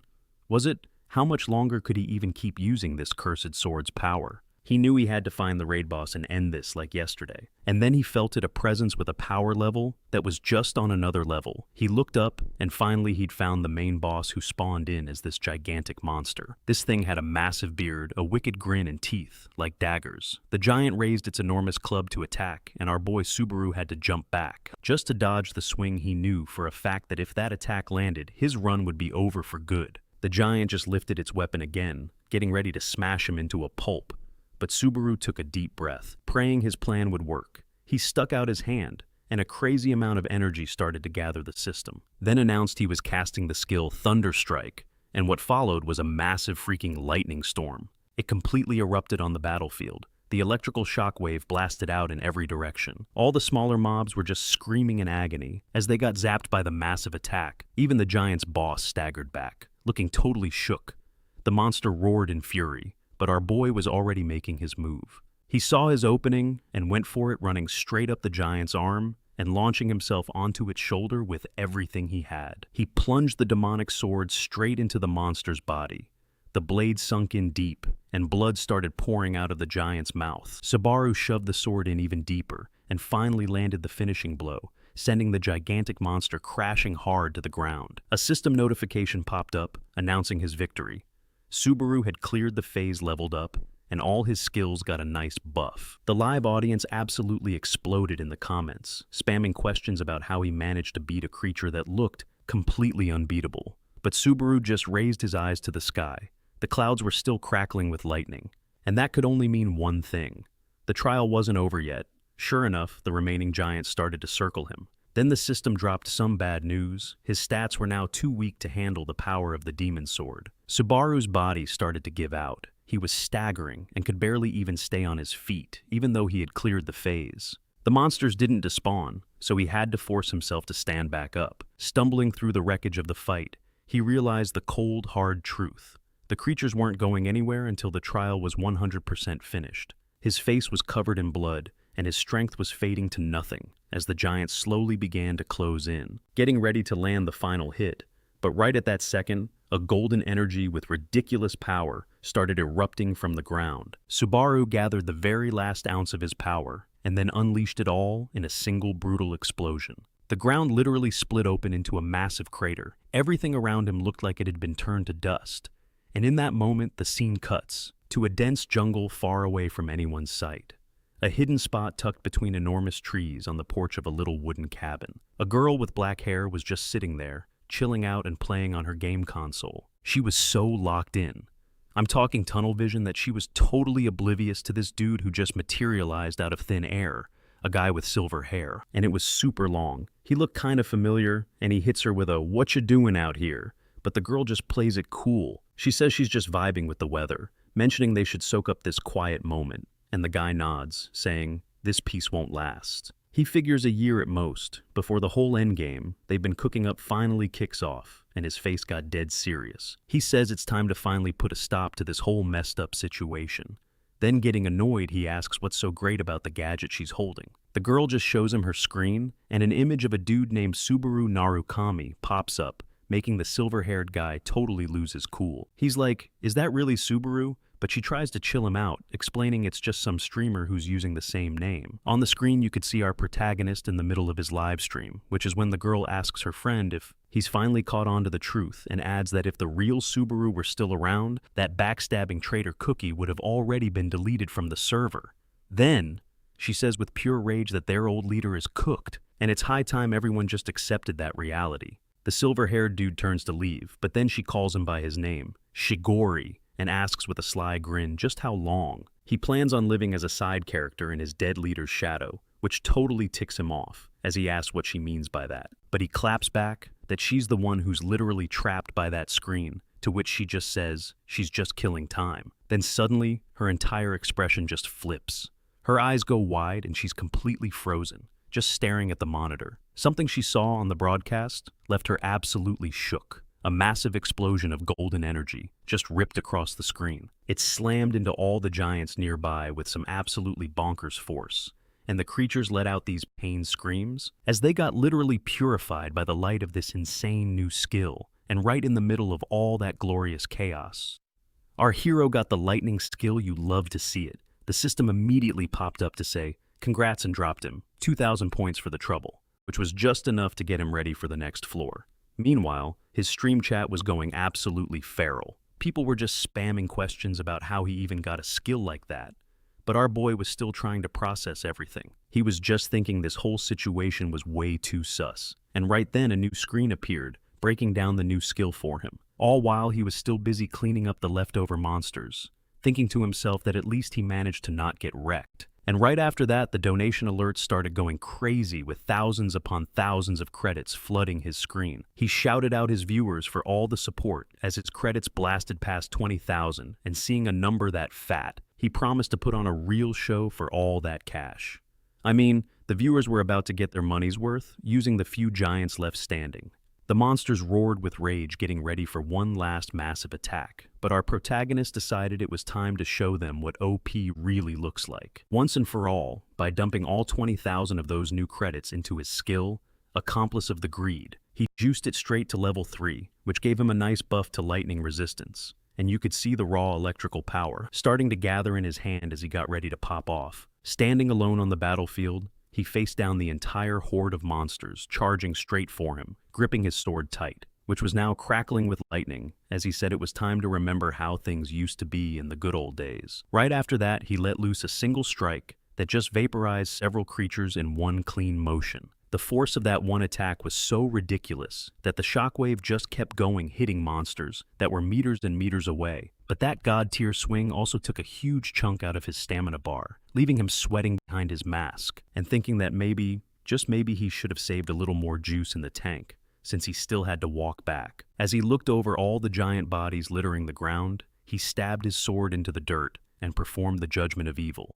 And it was after that we see Vito in the background with a whole crowd and a bunch of other heroes who had just shown up, every single one of them just staring at the aftermath with pure terror in their eyes. Then the blonde knight just starts sprinting towards our boy and calls him a total idiot for trying to solo so many monsters at once. But honestly, he was the only one who could have even pulled it off. Nobody else could have made it that far. And a little ways away, a group of people were sitting in a room looking deep in thought. While one girl seemed especially worried, the big question hanging in the air was whether pushing this far had actually been worth it. The issue was this big dude with them was totally clueless about how girls think. I mean, his riz was non-existent, so her question ended up really annoying her. The young woman was in full-on panic mode, wondering what in the world she was supposed to do now. She started thinking about a message she'd sent, realizing it probably sounded way too cold. Damn it, she thought. I should have used more emojis. To break the ice, his teammate starts absolutely roasting him, saying his message looked less like a DM and more like a cringy business proposal, which then makes the boss think she actually wants to launch a startup or something. But the girl is fuming, and she snaps back that before any of that, she's a hardcore stan. It's just in her DNA. Then she points right at the boss, reminding him she totally called this. With the whole lightning skill thing, that power now officially belongs to the true Narukami group, and when he hears this, the boss just cracks this sly grin like he's watching some wild new reality show. But then out of nowhere, the girl gets a notification and she gets absolutely hyped, blushing like crazy because she thinks our boy has finally read her message. But that high comes crashing down like a server disconnect when she realizes he just left her on red, not a single reply. The sheer disappointment was so brutal, you could practically see her soul yeet itself from her body as she just stood there, while everyone else just stared at her totally confused about what was going on. Then the scene cuts over to a bunch of players lined up like they're unreleased action figures waiting for a showcase. Just then a streamer gets ready to go live, about to break down the player battles. This guy's name is 1K, and his stare alone looks like it could nerf your stats. And the second he's live, he drops a bombshell.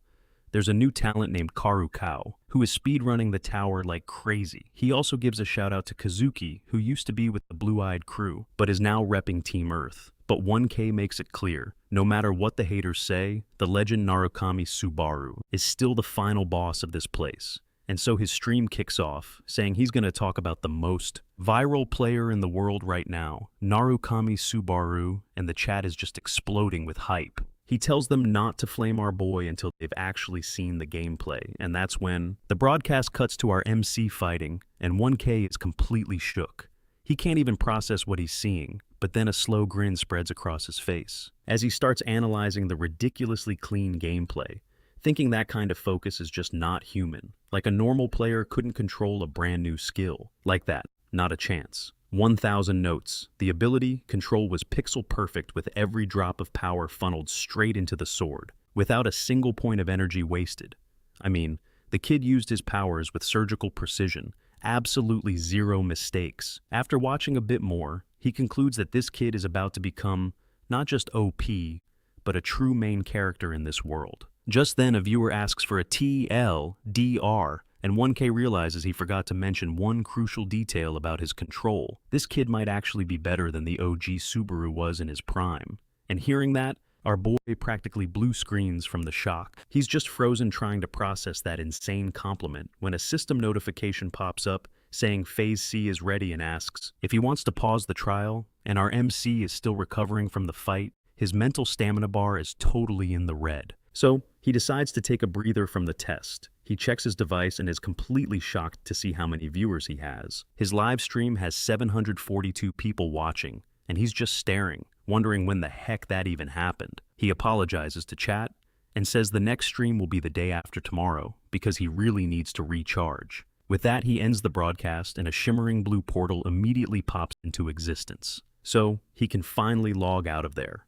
Our protagonist steps out of the dungeon and back into the white space. This is the loading zone between floors, and he finally takes a second to look at the vast, totally empty landscape. All around him, he starts walking toward a stone portal while checking his device, and that's when a new message appears. It's from an entertainment company sent by some manager named Hatsuka, and just seeing it causes a drop of sweat to run down his face. He thinks it's gotta be spam, some weird phishing attempt, now that he's not wearing his mask. He's totally confused by the company's name, having no clue what is going on, and then we get a scene change. We're now in a coffee shop. On a bright sunny day, our hero is just chilling out, sipping some coffee. While doing some deep dive research on his device, he finally discovers that the entertainment company is actually a streamer agency, and seeing that he can't help but think about how much the world has changed. He also realizes that this agency is absolutely massive. Like it's one of the heavy hitters in the entire entertainment world, and as he keeps scrolling through his device, he checks out the comments on 1K's stream, where everyone is already calling him the new Subaru. And get this, our boy quickly realizes Ran is also with that same agency, and apparently he's a super famous commentator, known for being a harsh critic. Still, our MC cracks a little smile, thinking that streamer definitely knows how to spot raw talent. But that moment of peace was basically a speed run. All of a sudden, some dude in fancy black boots storms in, crashing the cafe and getting everyone's attention. Turns out this guy is Kuroka, and he stops dead in his tracks, with a look of pure determination. Then as he's checking his phone, he spots a comment from Ran comparing him to the OG Subaru, and just reading that was enough to send him into a full-blown rage. He started malding out loud, saying that Clown had barely even reached the second floor, and that he didn't deserve a god-tier comparison like that. For a single second, he swore that once he found that streamer, he was going to literally rip his eyes out. He then let out his frustration by stomping the ground, and with his day officially cooked, he finally went inside, trying his best to just delete that memory. Though the twisted grin on his face made it clear he was failing hard. And it was at that exact moment he spotted our protagonist sitting right there, making him think for sure that this must be his unluckiest day ever, to run into so many weirdos, all while our boy was just trying to vibe. Trying to have a chill moment in the coffee shop, just calmly messing around on his device. But then Isaac spawns right behind him, looking like he's about to start something. And with a dead serious expression, the bully intentionally rams the table, knocking over Subaru's coffee, which ends up spilling all over the floor, the hot liquid just spreading out everywhere. Our protagonist had to jump back fast, yelling out from the burn, and he immediately shot a death glare at the moron, whose expression was full of rage. The guy apologized, but his tone was so dripping with sarcasm, it was obvious he didn't mean a word. He then asked if he was the Subaru. Everyone knows, smiling and saying how they've been bumping into each other a lot recently. Almost like the second floor was just too small for them both, but Subaru didn't even react. He just flat out ignored him and went back to his device, like he wasn't even there. Isaac, though, was not done trying to provoke him, asking if he wanted some money for the spilled coffee, since he knew Subaru was having financial issues. When he saw that our boy was still giving him the silent treatment, The bully's eyes started to flash with intense anger. Subaru decided, you know what, it was time to dip. But Isaac called out, stopping him in his tracks. So, with a stone-cold look, our protagonist asked if the dude had a screw loose in his head, which was all it took for Isaac to totally lose his cool. He grabbed him by the collar and started dropping insults, calling him a piece of trash and threatening to end him like the good old days if he didn't obey. But Subaru wasn't intimidated in the slightest. Looking totally unbothered, he said, "Sorry," while grabbing the bully's hand with a vice grip and beginning to squeeze. He told him he didn't have time for this kind of drama. While cranking up the pressure, Isaac was absolutely shook. He just couldn't process the insane strength Subaru was showing. Our protagonist finally let him go and said he could. Just consider that his payment for cleaning up the coffee. Then he turned to leave, and the bully screamed for him not to go. But Subaru just ignored him again and walked out the door. The little bell on the cafe door chimed as it closed, leaving Isaac all alone with his frustration. The guy let out a massive sigh. All he wanted was to climb the tower in peace, but he felt like the whole world was out to grief him outside. Subaru looked at his device and something important clicked in his head. It seemed like he just remembered that message he got earlier, and the scene cuts to a rubber ducky floating in a bathtub full of bubbles. The girl from the agency was just relaxing in there while texting Subaru, asking him to meet up later. Then the story switches scenes on us again, and now we're in a creepy dark dungeon. The floor is covered with monster corpses that Subaru already farmed using his demon sword. He was bracing himself for the next part of the grind when a system window appeared right in front of him. The notification said he was entering the dungeon's boss room and our protagonist was locked in. He thought about how his main skill was handling the weapon's power pretty well, and how he was slowly syncing up with his new and improved body. But suddenly a figure wrapped in flames charged straight for him. The monster revealed itself as a giant salamander, absolutely furious and ready to attack the system. Then confirmed that the salamander boss had spawned, and the beast let out a savage roar that echoed through the arena. Subaru decided this was the perfect time to test out his new build. Our boy zeroed in on the monster lightning crackling down his legs as he charged up, and then bam, he was moving, with ridiculous speed just weaving through the beast's attacks like they were in slow motion. He was totally in the zone, his old self basically syncing up with him, unlocking a way more OP power-up. The salamander let out a frustrated roar, cooked that it couldn't even touch him, so it coughed up a massive fireball instead. Aimed right at Subaru, but our MC didn't even flinch. He just popped his demonic sword and pushed straight through the flames. He was ready to end this boss fight for good, his power level still climbing, thanks to that assist from his past persona. And then he unleashed one final all-out strike with everything he had. The salamander got absolutely deleted, and just like that, the dungeon was cleared, giving Subaru a level up and restoring his stats. After the fight, he bounced from the dungeon and started trekking through a dark, kinda Seuss forest. He checked his fatigue skill and was shook, but then he saw the upgrade cost and started malding. It was 40,000 credits. He sighed, wishing someone would just pop up and offer a good deal.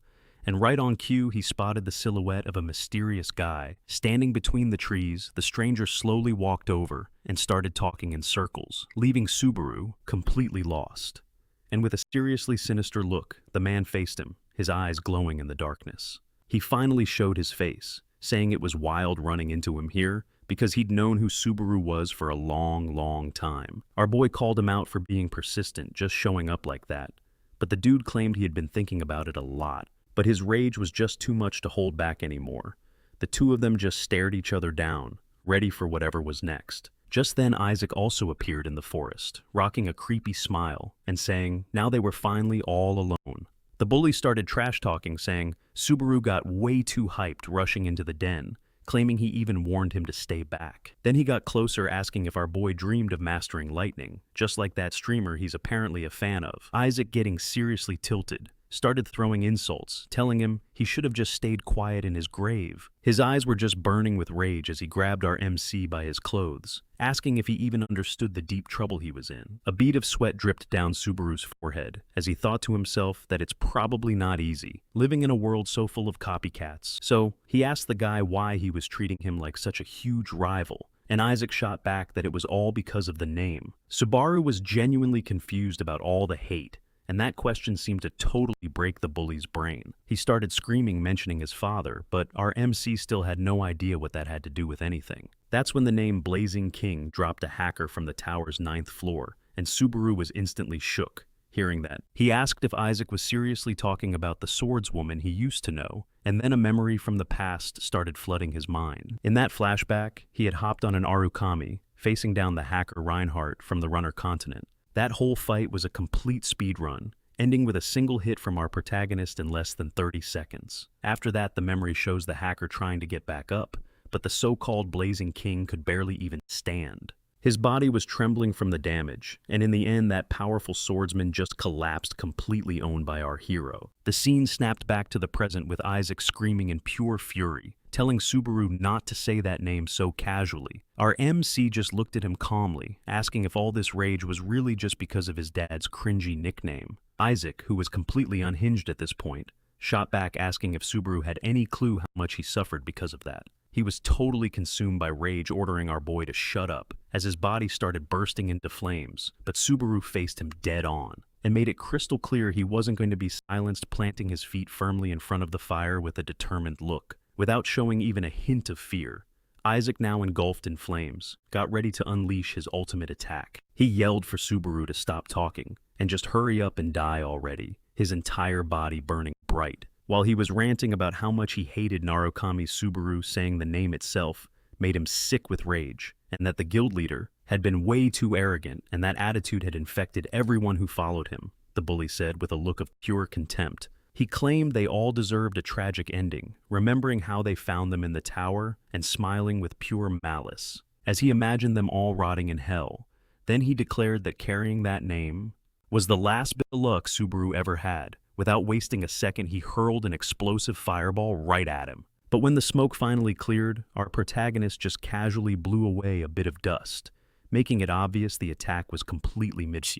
Isa was absolutely shook, muttering that he must have totally miscalculated his attack power because it did 0 damage. Then our boy Subaru, with this little smirk, casually suggests that maybe the next victim should be that masked streamer from the broadcast. The goon was completely floored. He just kept repeating the word masked, like a broken record, totally lost on what was happening. He peered through the smoke and saw our hero's silhouette slowly rising from the flames. Then Subaru presented his mask. And yup, that was exactly the point. Isaac went into full panic mode, screaming that this was impossible. He started wondering how on earth Subaru could just tank an attack that massive, while our boy just stared him down with a fierce look. Subaru advanced slowly, telling him a kid like him shouldn't be running his mouth, before landing a clean punch straight to his stomach. Bro, the impact was absolutely brutal. Isaac felt that shockwave ripple through his entire body, his eyes practically glowing from the sheer force, and Subaru didn't stop, just yeeting him off the ground. The bully screamed in agony, while blood started to trickle from his mouth. And from above, Subaru just watched him coldly. He called him out for talking trash about his friends, but Isaac, still coughing up blood, couldn't even process the situation. He literally couldn't believe it. So our protagonist offered the downed bully a little game. He hit him with a direct question, been asking who the real weakling was. Was it this Subaru guy he was trashing so hard? Or the mysterious streamer Narukami Subaru? Or maybe the actual Narukami Subaru, the one with the blue eyes, everyone knows? But this goon wasn't falling for the bait. He shot back, claiming Subaru was just trying to cover for the fake streamer getting all worked up about it. He said the lightning ability was totally mid, not as OP as everyone claimed, and even questioned if Narukami really thought he could actually win a fight with that kind of power level.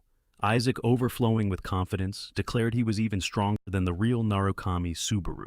And while he was shouting all that, he attacked again, launching scorching flames at his opponent. But our MC was just way faster. With a single clean move, he sliced through the fire attack without even breaking a sweat.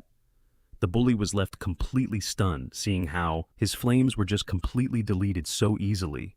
Narukami gave him a look of pure disgust and said his answer was wrong. He even commented with a bit of surprise on how incredibly dumb his opponent had been. Then he placed his sword right at the bully's throat, and Isaac was just confused. With sweat pouring down his face, he asked what all this meant, and it was at that exact moment that he started to realize what a colossal L he was about to take. Narukami asked him a question. Did he have any idea how much Subaru had suffered because of words, just like his? He added that hearing someone like him badmouth his friends was not something he could just let slide. The bully started getting the cold sweats as he finally put the pieces together, and his entire expression changed. He stared hard at Subaru and finally admitted the truth, with his voice trembling. He said that Narukami was the real one, the one with the blue eyes, Narukami showed zero emotion, without a single hesitation. He plunged his demonic sword straight into the bully's chest. Then, with a completely serious look, he declared that the game was over, and from this moment on, the meta was about to change. Aiza's legs started to shake before his body just crumpled to the ground. Completely defeated Narukami adjusted his mask and commented that this was way more work than it was actually worth. Then he spoke to the fallen guy, saying to consider all this a thank you for letting him borrow his body for the fight. And with that, he just kept on walking. Over at a nearby cafe, a woman who saw the whole thing from a distance wondered if that guy was just another Narukami Subaru stan. Meanwhile, sitting in front of his PC, Narukami seemed to be live streaming, keeping his face hidden as part of his whole gimmick. Suddenly, the girl from the agency showed up, apologizing for being late. She was obviously nervous and blushing a bit, saying it was finally time for them to meet. And she introduced herself as the person who had hired him, flashing an excited smile. She said her name was Hatsuka. Manager of the streamer agency Narukami greeted her saying he was Narukami Subaru, and she replied that it was an honor to meet him. But the girl couldn't shake the feeling. Were they similar in some way? Doubts began to pop into her head about whether he was the real Narukami who'd returned, or if this was just some kind of imposter, and Narukami noticed her weird expression and asked if something was up. At that moment, she remembered her boss screaming about making good first impressions, and it just hit her. She had totally fumbled, so she just bows down in front of our boy, completely embarrassed. He just stares at her all confused and asks if she's a fan of his old Narukami Subaru persona, and the girl practically screams back, "Yes, Narukami!" He tries to set the record straight, telling her he's not really that guy anymore, and asking her to chill, but she's still on a hype train saying she's a fan of him too. She explains that she's been following him since day one, and that his fights have always left her totally shook. That got our boy's gears turning. Wait a second, was she actually his very first viewer ever? A little smile cracks as he admits out loud that he's pretty clueless about this stuff. But he also says it's pretty incredible that someone has been riding with him for so long, and the girl, filled with emotion, declares that it was all fate, pure destiny, which is why she basically begged her company to let her be the one to sign him. Then her whole vibe shifts. She puts on her game face and says the contract is ready and it's time for the briefing. Hatsuka then starts to break down the nitty-gritty details of the contract, explaining that the agency would help build his brand and seriously boost his visibility by using the Narukami Subaru icon, and our MC listened intently. He then asks what his part of the deal is. What does he actually need to do? To which she replies that he just needs to keep on streaming like he always has. That answer seemed a little too good to be true and threw Subaru for a loop, but Hatsuka quickly explained there was a very clear reason. It's because he was the first player in the entire tower to master the lightning element, and for that reason alone, the company saw him as a priceless asset. Subaru then asks if every manager at this agency is like her, and what's the deal with the actual contract terms? The girl gets visibly flustered, promising that all the other managers are way more professional, but our boy just lets out a small laugh, telling her that's not what he meant, which made Hatsuka realize from his chill attitude that he was definitely not your average player, and his whole situation inside the tower was probably super complicated. Meanwhile, Subaru's already thinking about the endgame. Knowing his true opponents, the real boss fights were still waiting in the wings. He knew there were way stronger enemies out there, and he couldn't afford to get complacent for a second. And seeing that serious look on his face made the girl even more worried. She started spiraling, thinking if she didn't make a good impression, he was going to back out of the contract. But just then, our boy extends his hand and says he trusts her, leaving Hatsuka completely in shock, as he simply asked her to take good care of his future. Full of emotion, she accepts his handshake, saying that honestly, she should be the one saying those words to him. Right after that, Subaru boots up a live stream, and the second he went live, the chat started going absolutely nuts with the news. When he glanced at the monitor, he saw over 700 people were already tuned in, and he was pretty surprised to see such a huge crowd. He had to wonder, was this massive turnout all because of the announcement Hatsuka just dropped? And right on cue, the girl mentions that the skill distribution schedule for all players is about to be released any minute now. Not wanting to waste a moment, Subaru decided to start the mission, and the system immediately announced the 6th legendary phase was beginning, instantly changing the scene. We get dropped into a rainy camp in the middle of a creepy dark forest surrounded by a bunch of tents. You can see wooden crates piled up in a corner, while a squad of knights are all gathered around a map table, trying to figure out their next move, when the blonde knight asks his men a question.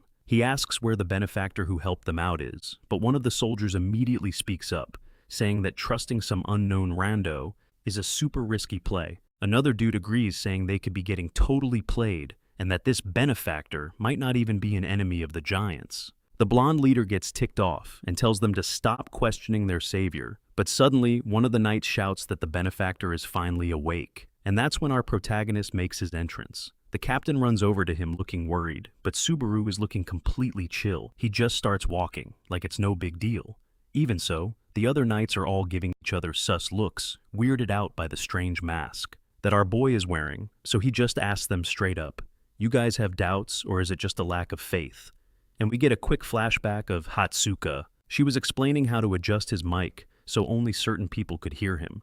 Basically a private comms channel. She thought the feature was super useful for avoiding awkward situations like this one, but the knights just thought he was being a total jerk. An old knight steps forward and extends a hand to thank him, introducing himself as Dom, one of the leaders of the group. Our boy explained that he tried his best to protect the village, but in the end the whole place got completely wiped out. The old man confirms with a heavy heart that the village is gone, totally destroyed by that enemy's assault. So then Subaru asks, is there someone even more dangerous than the giant's boss? And Don answers with absolute certainty that yes, there is, explaining that the true giants, the ones who once fought against the actual gods, have been sealed away. So according to the lore, these ancient creatures just kind of poofed out of existence, leaving behind scattered fragments, and the giants we see today are just a super nerfed echo of that OG power, but this new giant that just spawned was built different. Dom said this thing was way closer to the original myth, and on the stream the agent was absolutely losing his mind over this info, saying its power level matched the 8th floor of the tower, a place literally no one has ever reached. But our boy Subaru,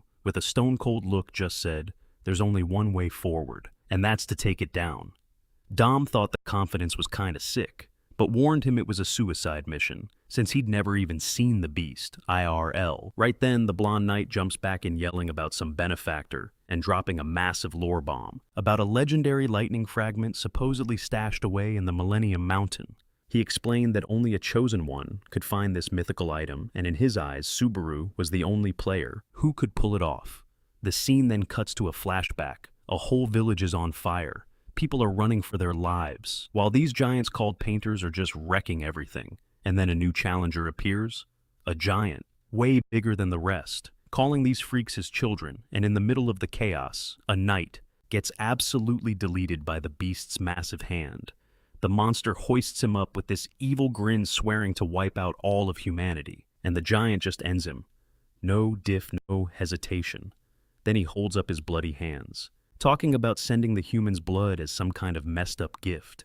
And we see this whole horrible scene reflected in Subaru's eyes. From his horse, our boy is just watching this absolute unit from a distance, and meanwhile, the live stream is just exploding with reactions.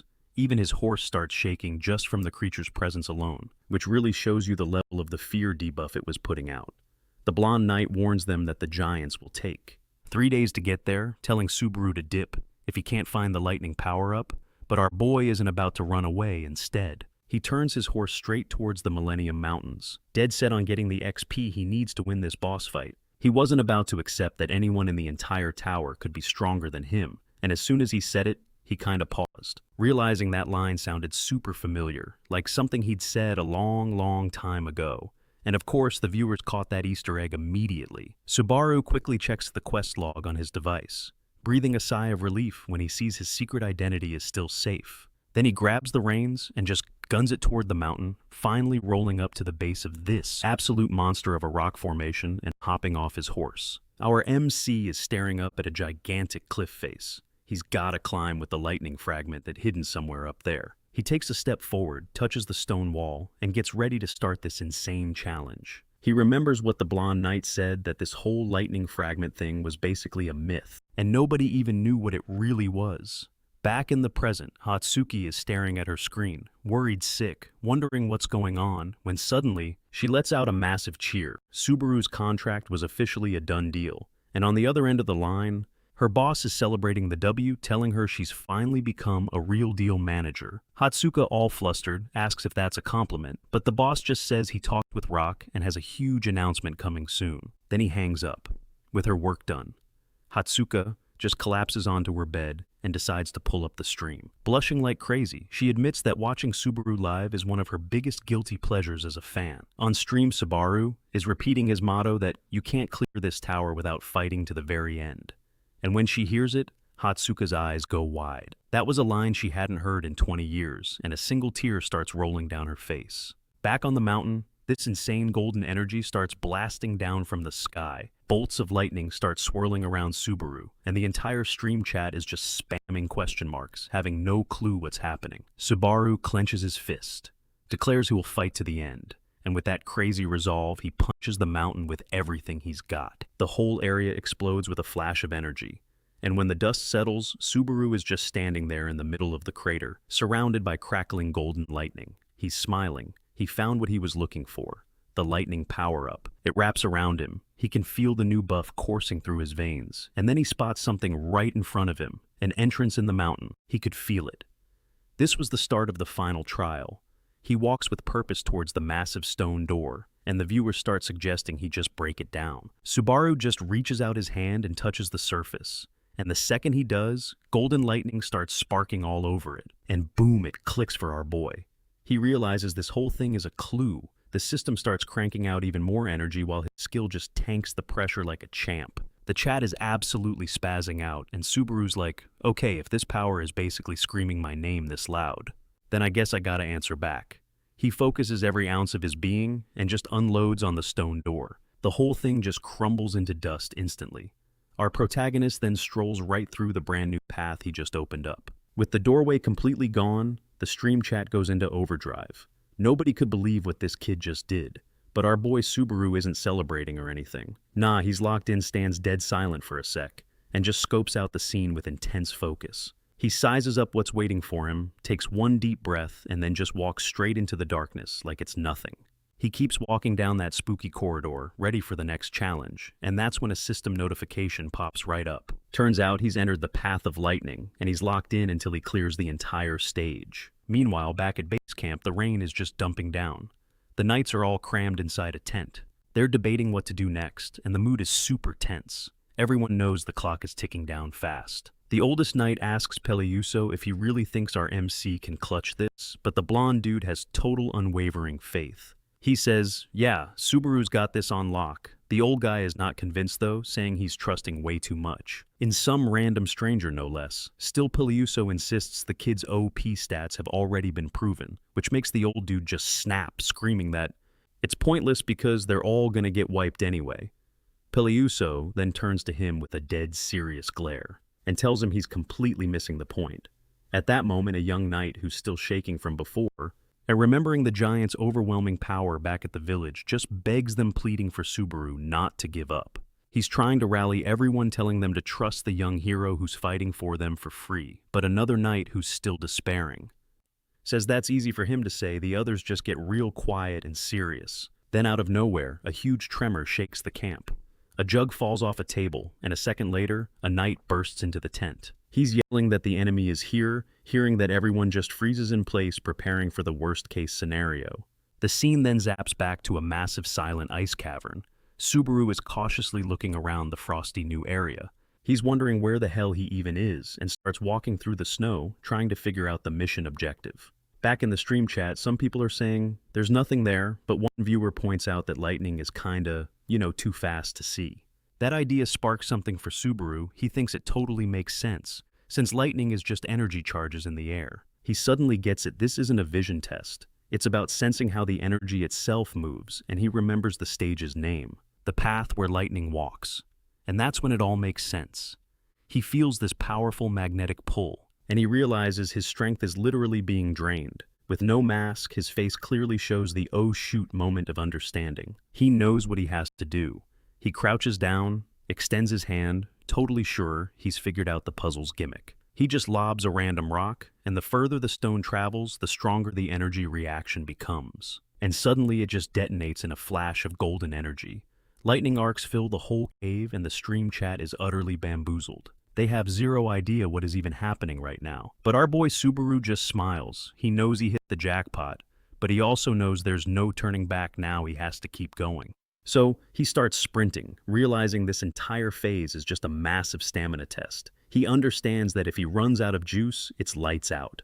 Even so, the stream starts flooding with viewer missions, hype messages, and tips to encourage him to just keep going. Our boy with a determined gaze acknowledges the support and the insane rewards they're dropping on him. After that, the scene shifts, showing us a pot of stew cooking next to a pretty chill-looking fridge. And wouldn't you know it, there's the silver-haired guy just relaxing. He's checking his device, but then his expression turns super serious, his eyes totally locked on the screen as if he's absorbing every last detail from the stream. Just then, a girl appears from nowhere, making the guy practically jump out of his skin. She comes closer and asks what he's up to on that device. Then, with a mischievous little grin, she hints that maybe he's hiding something naughty. The guy gets all indignant, denying it, and claiming his eyes are just tired, but she keeps teasing him relentlessly. She even jokes that his hair grows faster when he's looking at certain things. She then reveals she'd stopped watching the live broadcast because of him, but she couldn't resist the urge and had to tune back in. Then she asks if he doesn't want her to chill on the sofa for a bit, and the poor guy looks like his brain is about to melt. She totally snapped at him like, "Whoa, dude, watch your tone," complaining that her rolls were literally gonna explode. So she tells him to just go chill out his own way. And meanwhile, our boy is on the down low hitting the mute button on his device. He was trying to keep whatever he was listening to from her, which was super sus, because this dude usually doesn't give anyone the time of day. She's clearly getting ticked off now, so she gets up and yanks his arm, like, "Come on, let's dip." But he's trying to sweet talk her. He's all like, "Just hang out a little longer. You can totally put that off and just vibe for a bit." She finally gives up, heads upstairs, and leaves him be, and you can practically hear our man let out the biggest sigh of relief ever. That was a close call.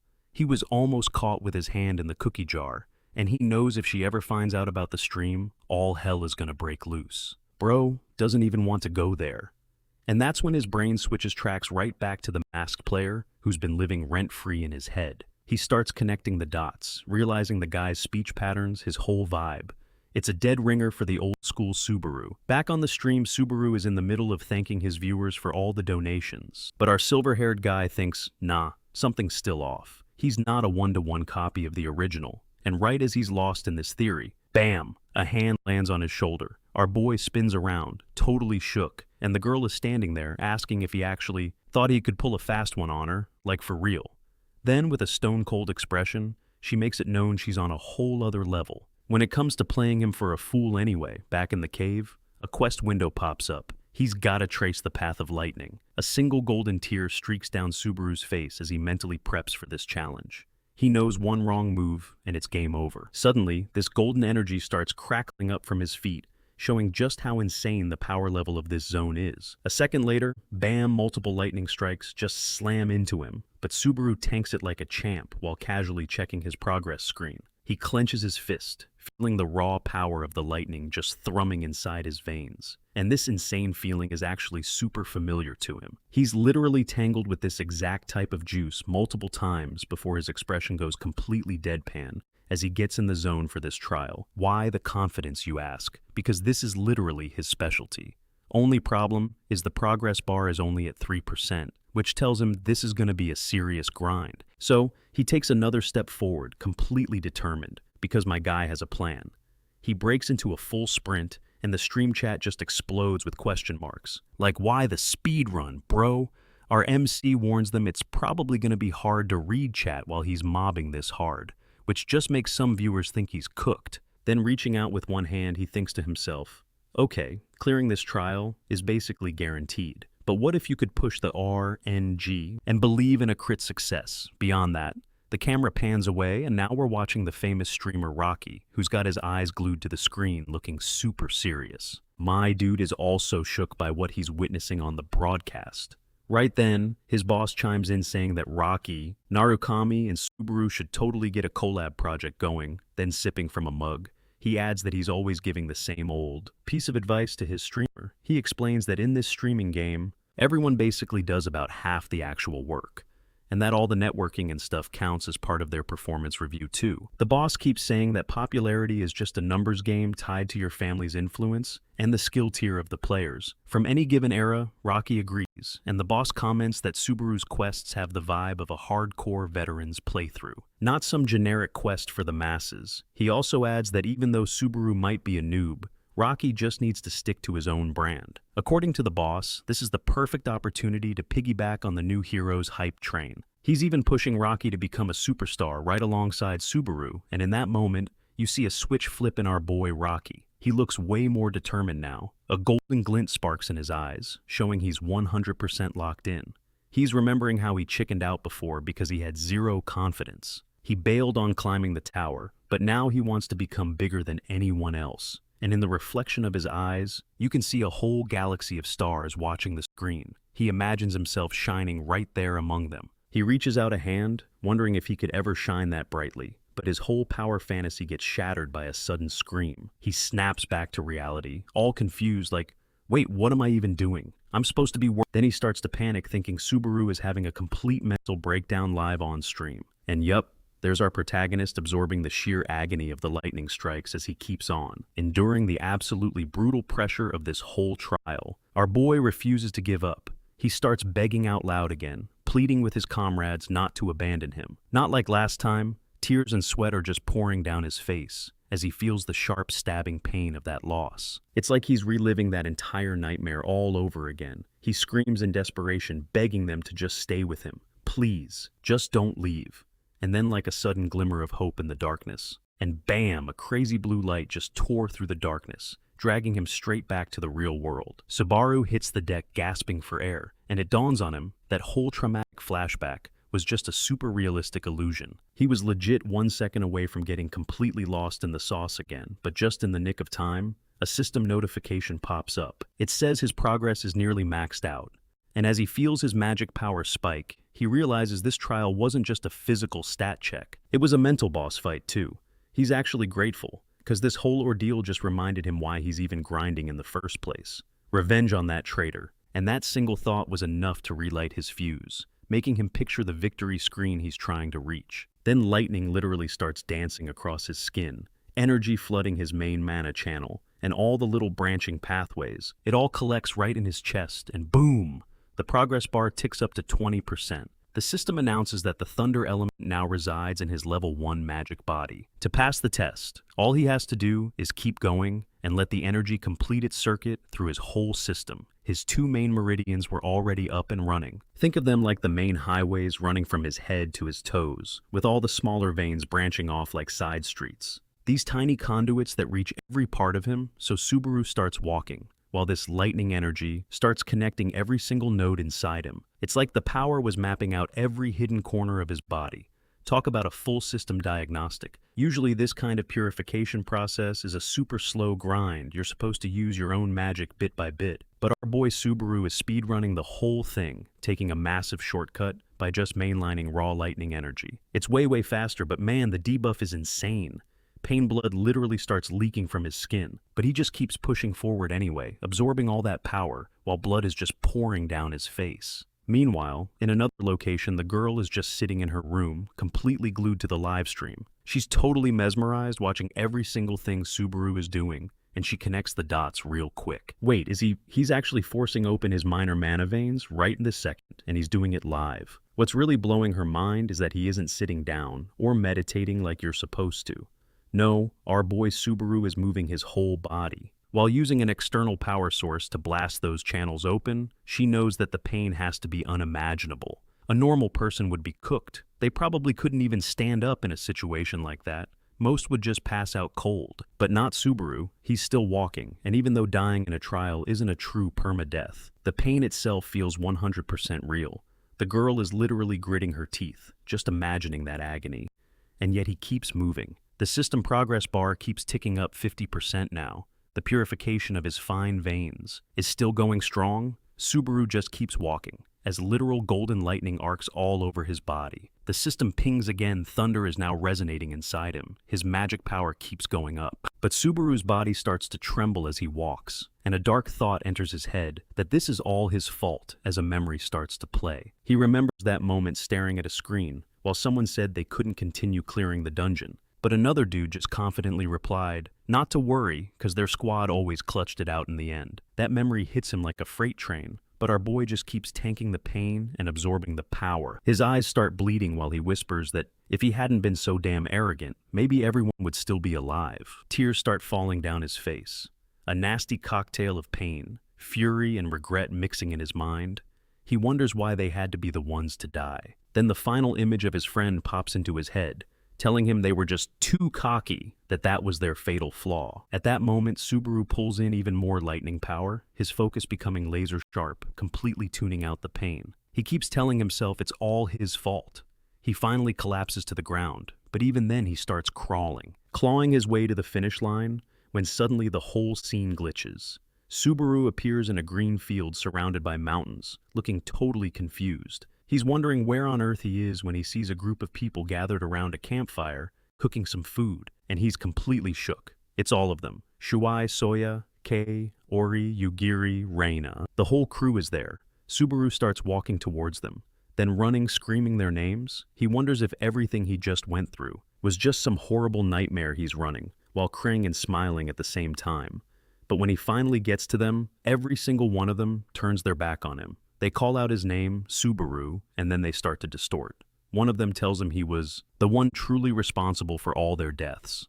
Another one starts crying about not wanting to die, and the girl sitting at the back, the guy just unloads on him asking how, after all that big hero talk, our boy wasn't even able to save them, and Subaru is just speechless. He's got a freaking hole punched through his gut, and tries to mumble an apology, but the campfire suddenly starts getting way too big. That same fire that was once a source of comfort just went full-on beast mode, becoming a monstrous inferno. It started devouring everything, his friends' bodies turning to ash right before his eyes while they stared at him, and Subaru was completely frozen. He just screamed, begging them to wait for him, but when he snapped his eyes open, they were gone, leaving nothing but flames. Then all that fire just collapses into a flash of white light, and our boy is yanked back to reality, painfully getting to his feet as the agony of the trial floods back in. He realized that whole vision was just a messed up hallucination, a mental boss fight just like when he was opening his mana veins. He glances at his progress. 97% thunder is literally rumbling through his body as blood streams down his face. With blood pouring from his eyes, he actually gritted his teeth and mentally thanked whoever created this insane trial for giving him this reminder. The reminder of why he's still in the game, his friend's face being the only thing left in his mind. And speaking of the village, the knights and villagers are all geared up for the final showdown. Everyone is armed and looks ready to throw down.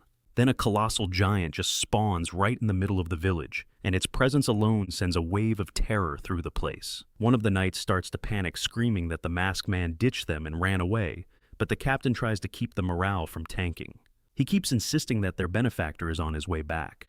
The blonde captain gets absolutely furious, screaming at his men, "How can you even call yourselves knights if you're depending on some randos?" The oldest knight there walks over and puts a hand on his shoulder, telling him that before blaming others, their job is to protect the village. He then whips out his crystal sword, which starts glowing with this intense blue light, as the old man declares that real knights aren't the ones who get protected, they're the ones who do the protecting, and with a massive battle cry, he rallies everyone to fight. One after another, the knights charge forward without a shred of fear, and the giant just watches them completely unfazed, like these guys have zero self-preservation.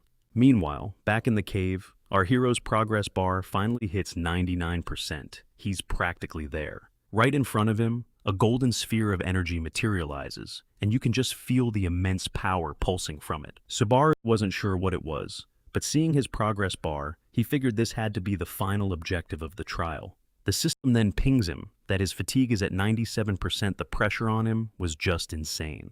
His mask actually starts to crack under the strain, but our MC just tanks the damage, enduring the ordeal's full power because he knew he was only one step away. The system was just spamming him with warning notifications about the dangers. But Subaru couldn't care less about those pop-ups, and without a second thought, he took the final step, and outside the main event had already started.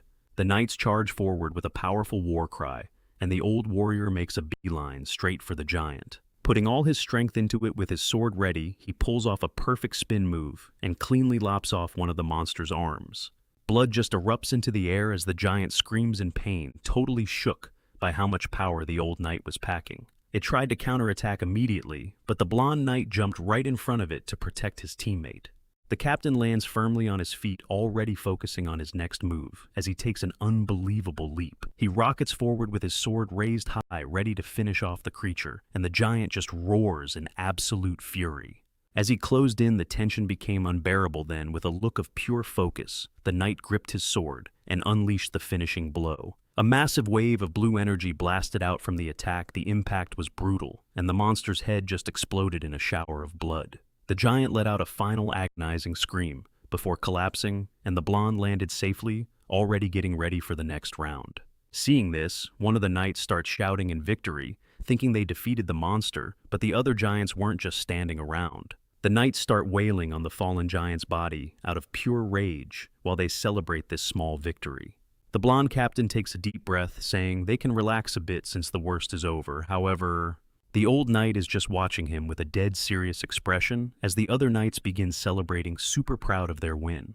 But the old-timer reminds him that they still have giants to clear, and then a massive foot smashes down from the heavens. The ground is totally destroyed, and everyone looks up in pure terror. The real danger had just logged on, and a young knight had screamed in absolute despair at the enormous creature now towering over them.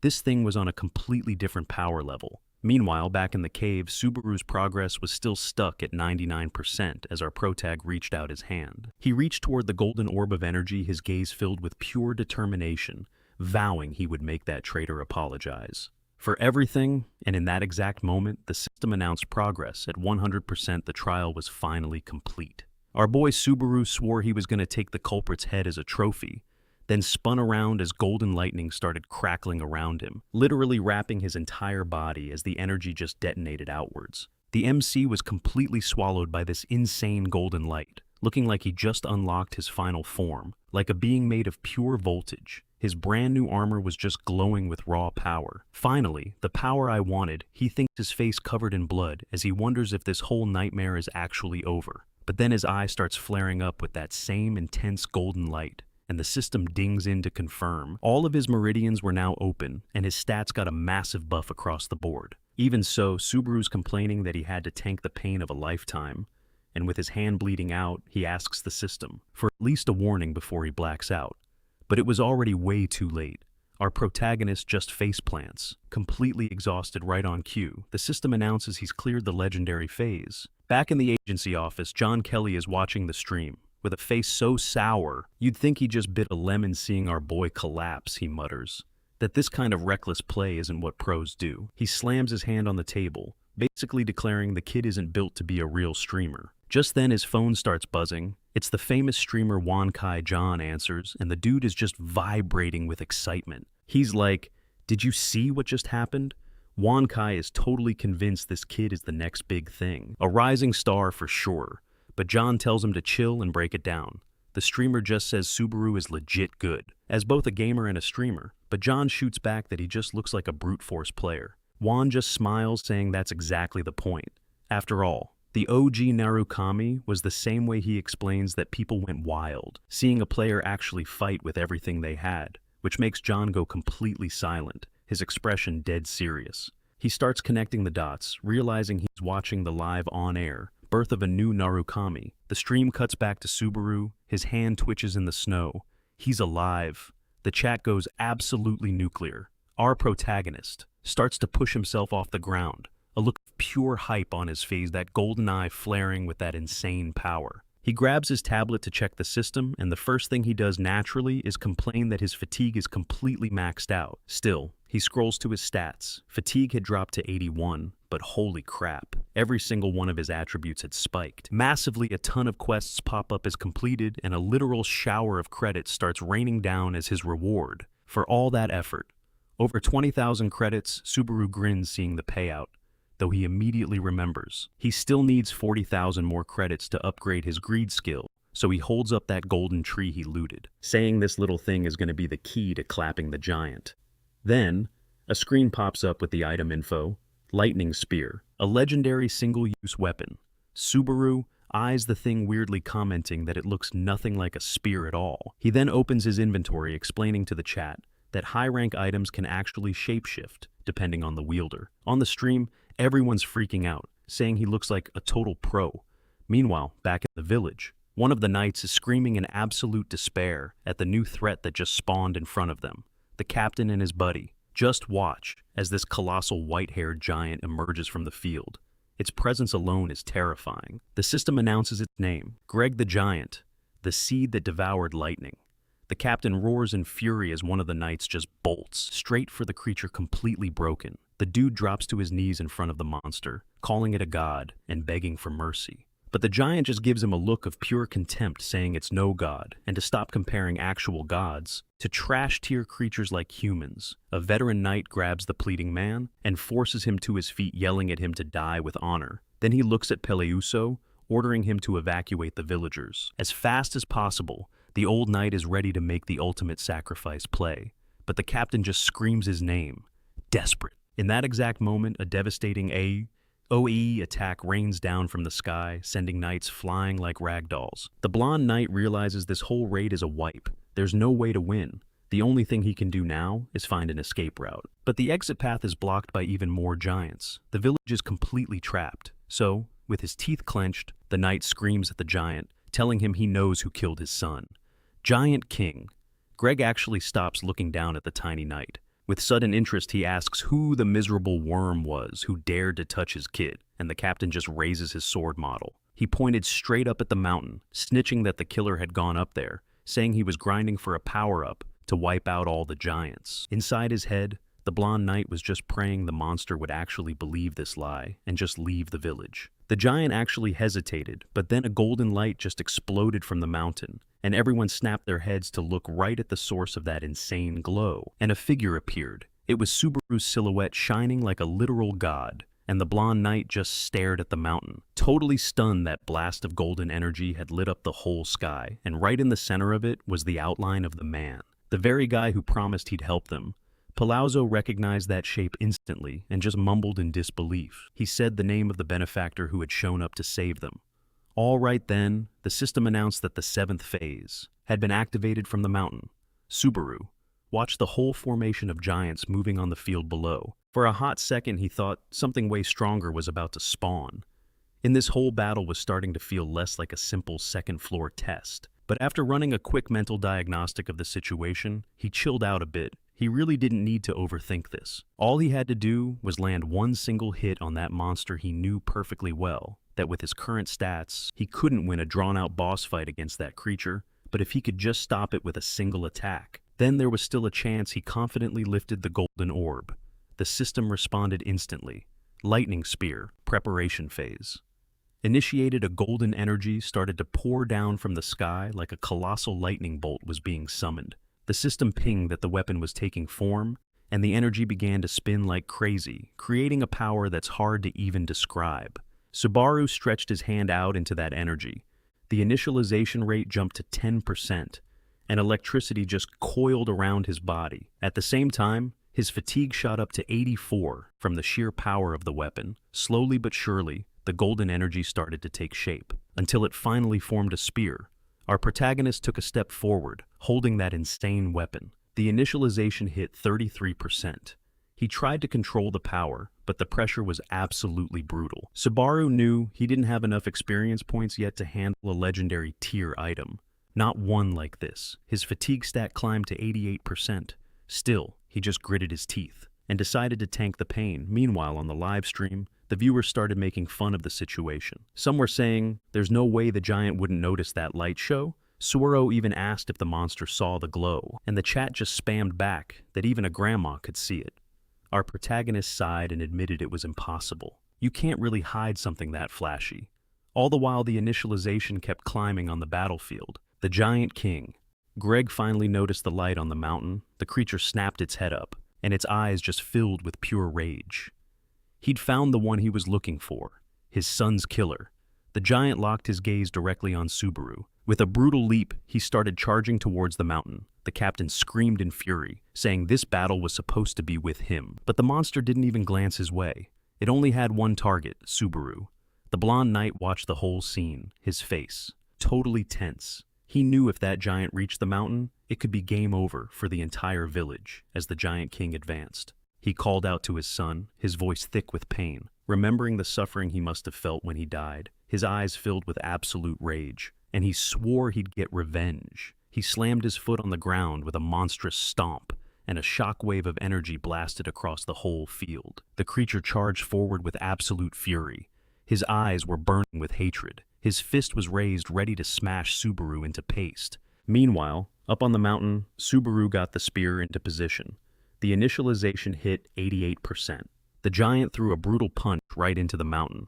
Rocks exploded everywhere. Subaru knew this was his one and only shot. He quickly calculated his odds, 50%. It was all or nothing.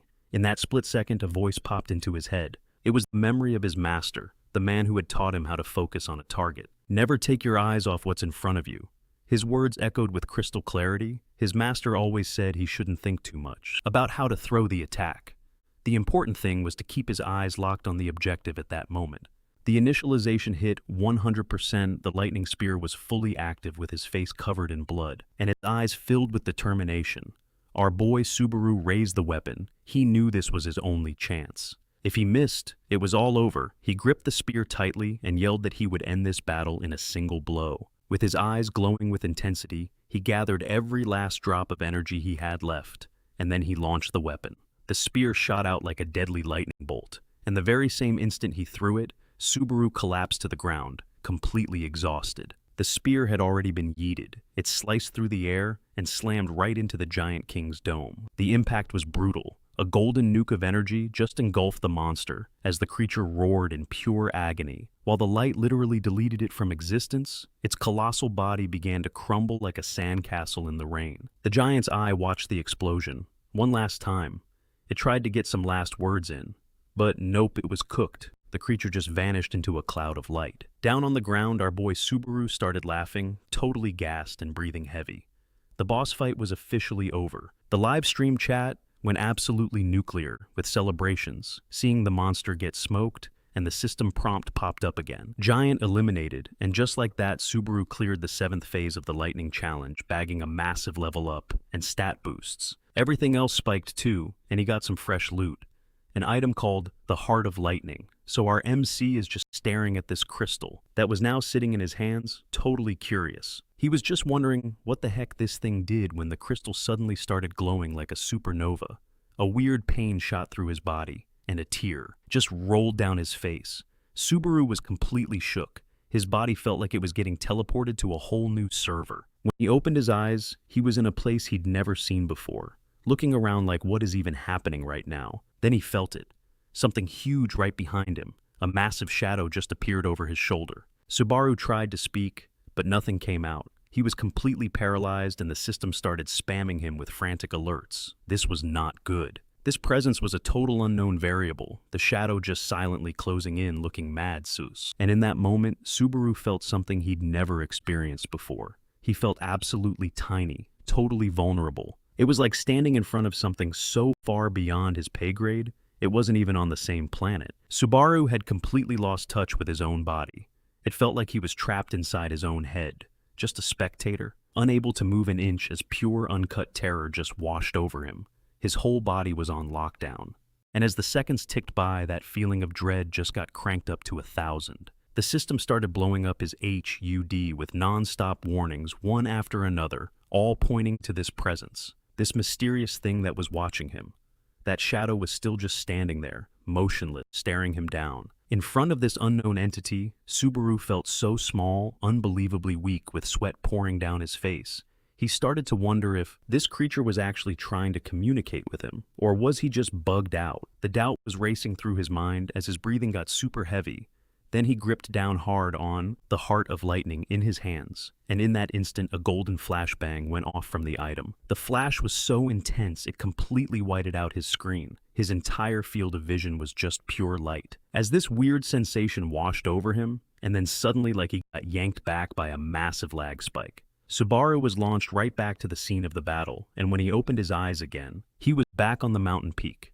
The exact same spot where that crazy fight had happened, and a new screen appeared in front of him, announcing the next stage, and almost immediately the chat started going wild with messages. The viewers were in a total frenzy, spamming that Subaru had passed out on stream again. Sitting on the ground still a bit dazed, our boy wondered if that entire freaky experience hadn't just been another one of the game's wild glitches or something. He slowly got to his feet with this little awkward smile, apologizing to the stream and explaining that he must have blacked out for a second. For a moment there, then he grabbed his device and announced it was time to cash in the credits he'd earned. From that point, he started speedrunning a bunch of his pending quests, and bit by bit his credit balance started climbing like crazy. When he finally checked the total, his credits were already past the 40,000 mark. But all that grinding was taking its toll, so our boy decided to say goodbye to the stream for the day and signed off later on at the delivery service where he works. His manager welcomed him with a smile. She was congratulating him on the killer performance he put on during the exam, but Subaru was way more curious. He first asked if the stream itself had gone well, and the girl, still rocking that happy grin, answered that it was literally perfect.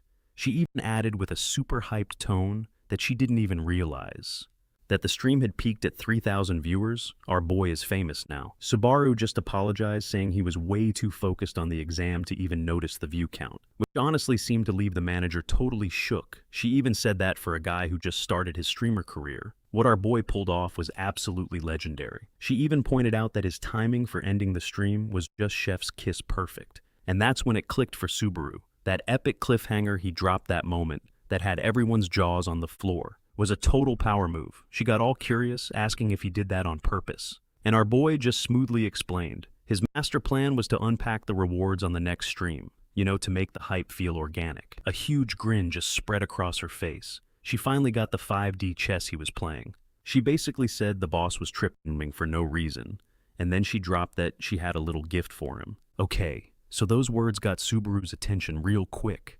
The manager leaned in a little, her voice dropping to a whisper, telling him it was a special kind of present, the kind he absolutely could not pass up. And with this cheeky smile, she kept insisting it was something huge. The whole vibe in the room suddenly got super mysterious. Then, with a playful look, Hatsuka told him to check out a specific stream that was live right then and there. So, Subaru whips out his phone and starts scrolling, and after a few seconds, boom, he finds the broadcast. It's some blonde dude going hard on a super energetic stream. This guy, who calls himself Rock Lee, was promising some seriously spicy content. And with way too much confidence, this blonde dude dropped a major diss track, basically saying he might just be the real Naruto 2.0. So, while our boy Nanukami Subaru was sweating through a tough-as-nails exam, this other streamer was apparently caught up in his own little soap opera during his broadcast. Hatsuka was just watching the whole thing with a totally chill look after a sec. She even glanced away like she wasn't even invested. Then the streamer on screen said he wasn't going to beat around the bush. He claimed it'd be way better to just cut to the chase. And then he just flat out declared that Subaru was the actual real Narukami. And hearing that just left our boy completely stunned. The blonde dude finished his little speech, saying he had nothing else to add. So Subaru glanced over at Hatsuka, wondering if she co-signed this guy's crazy talk. But the second he turned to her, the conversation took a hard left turn into a totally different zone. Hatsuka, blushing a little, started talking in this much more personal tone, saying, "It's kinda sus for a manager to be asking these kinds of questions," but she immediately corrected herself and just went for it. She wanted to know the real reason, the core motivation for why Subaru was live streaming, and she added that it couldn't just be about the cash. Our boy crossed his arms, thinking for a second, then looked right at her. With a slightly nervous grin, he gave her a super straight answer, saying, yeah, he was doing all of this 100% for the money. That was the only stat that really mattered to him. And let me tell you, that answer left Kazuka beet red. She was completely speechless for a hot second. She tried to reboot her brain, saying, yeah, money's important. Totally. And she was sorry for asking such a direct question, but Subaru just played it cool, telling her it was no big deal. So then the girl switched topics, getting all hyped and talking about gifts and streams. She revealed that the streamer ranking has been with their agency for 6 whole years and has a massive army of fans. Getting all excited, she just slammed some papers on the table, saying she was going to split the money generated by the stream. Subaru frowned and asked who exactly was getting a piece of that pie. the girl just answered, like it was the most obvious thing in the world, saying it would be split with him, because all of this was basically riding on Subaru's hype. That response left our MC completely floored. He had to ask if she was for real. Hatsuka, acting all shy, explained that things had been getting way better for the agency ever since he joined the server. Then, still looking a little embarrassed, she clarified it was just a surprise bonus, and finally she pitched another idea, suggesting that maybe, just maybe, Subaru should do a collab with that angel streamer later that afternoon. Back in his room, Subaru was just crashed out on his bed, staring at the ceiling. You could tell from his face he was juggling like a million thoughts. At once he slowly rubbed his forehead and let out a little sigh, kind of beating himself up over something, thinking maybe it wasn't such a good idea, putting on that mask in the first place. That whole scene from earlier came rushing back to him. He remembered exactly how he insisted that his entire grind was all about the money, nothing else. And as he stared at his reflection in the mirror, he came to a pretty awkward realization. The closer he let someone get, the harder it was becoming to keep his secrets on lockdown. But our boy decides to table that thought for now, pulling up his device to check out his skill tree. Without a second thought, he dumps a fat 40,000 credits into buffing his Wedge of Greed skill. That bad boy instantly shot up to level 4. But then the system hits him with the classic MMO grind, telling him the next upgrade costs a whopping 80,000 credits, and when he checks his wallet, he sees he's only got a measly 120 credits left, which brought him crashing back to reality. At the end of the day, cash is still king in this world, but luckily that collab with Rock Lee is just a couple days away. And my man is betting that stream is going to be a massive payday. As he's thinking about this, a crystal flower just materializes in his hand, and our boy Subaru gives it a good long look. While he's plotting his next moves, a little doubt starts creeping in, like is his identity going to get leaked before he's ready for the big reveal? Like before he's truly built up his stats and rep for that. Meanwhile, scene change. We've got a girl lying in her room, just staring at the ceiling, replaying the entire day's events in her head. Her face is totally beet red, and she suddenly hugs her pillow super tight, clearly flustered, remembering the question she asked him. Yeah, the one she asked Subaru about the money, and just thinking about it made her feel so embarrassed she gives the pillow a little punch. It's like she's finally admitting something she's been bottling up, confirming her own feelings. She knows that behind that mask, Subaru is hiding some heavy, serious secret. But even so, she made up her mind, saying she's going to keep digging, even if her curiosity gets her into deep trouble. As she's tossing and turning, it hits her that ever since she met Subaru Narukami, a ton of things in her life have started looking up, so she smacks the pillow again. This time she's screaming that she feels the same way about him, and feathers just explode out of the pillow all over the room. She's letting out all that pent-up emotion, her mind just laser-focused on one thing: Narukami Subaru, that weird dude. The one with a secret nobody knows, who somehow is also completely amazing. And just like that, the scene flips on us again. Now we're zooming over to the 7th floor, this dark goth-looking place called Nox Pella. Through a window in one of the buildings, you can see lights flickering, a dead giveaway that someone's pulling an all-nighter. Inside that room, some jacked dude is going hard on his workout sweat, just pouring down his body. He's just repping this massive iron bar like it's nothing. And at the same time, he's got a stream open in front of him, with some streamer named Rockstar yapping on the screen. The buff guy is watching with pure annoyance on his face, gripping the bar so hard his muscles are about to pop. Bro is clearly pissed off. He's obviously got some beef with the blonde streamer on his screen. He's wondering who the hell this guy even is, and whether he should treat him like a serious rival, or just ignore him. Just then, another guy walks into the room. He explains that the blonde dude is just some comedy streamer, who pulls around 8,000 viewers. The muscular guy, known as the Hand of the Blue Zone, mutters that he tried his hand at streaming once too. His buddy tells him to just forget the rankings and focus on this Subaru guy instead. But the Hand of the Blue Zone is not buying it. He straight up calls the guy on screen an imposter, a lightning power wannabe. And right on cue, our boy Subaru pops up on the stream, making the buff dude's jaw drop. He's totally shook. That's when he remembers the words of Sakacho Rei, the Knight of the Blue Eyes, and his partner is amazed he could recall it. Like every single detail, the Hand of the Blue Zone explains he's always been a fan of the Blue Eyes. I mean, that crew was at the top of the food chain for a long, long time, but something still feels off to him. He's starting to get real sus about the way they just vanished off the map. After a beat, the camera cuts back to the streamer Rock Lee, who's still going on about Narukami. Rock Lee is looking seriously tilted. He can't wrap his head around why they're trashing his pride. All just for some extra views, and in a fit of rage, he grabs the remote and just slams the power button on the TV. As if that's gonna solve anything, the hand of the blue zone then snaps with pure rage. He's like, "Why did you make me watch that garbage?" And the other guy quickly replies that he had no choice. Apparently, the guildmaster himself ordered them to watch this specific stream, and then he added something else. He dropped some lore saying Thunder was the calling card for the Blue Eyes, and then spilled the tea he'd heard about our streamer. Apparently, the word on the street was that our boy was a total sellout, willing to do anything for a bit. But then in a total plot twist, his partner yanks a massive sheet off a cart that was just sitting in the room, and underneath was a jaw-dropping sight.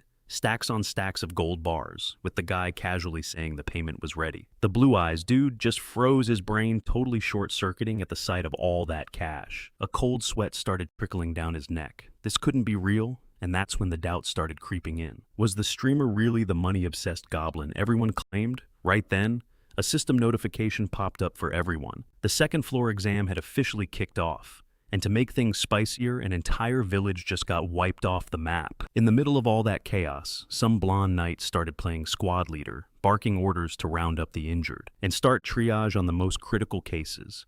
Dude had the aura of a true raid boss.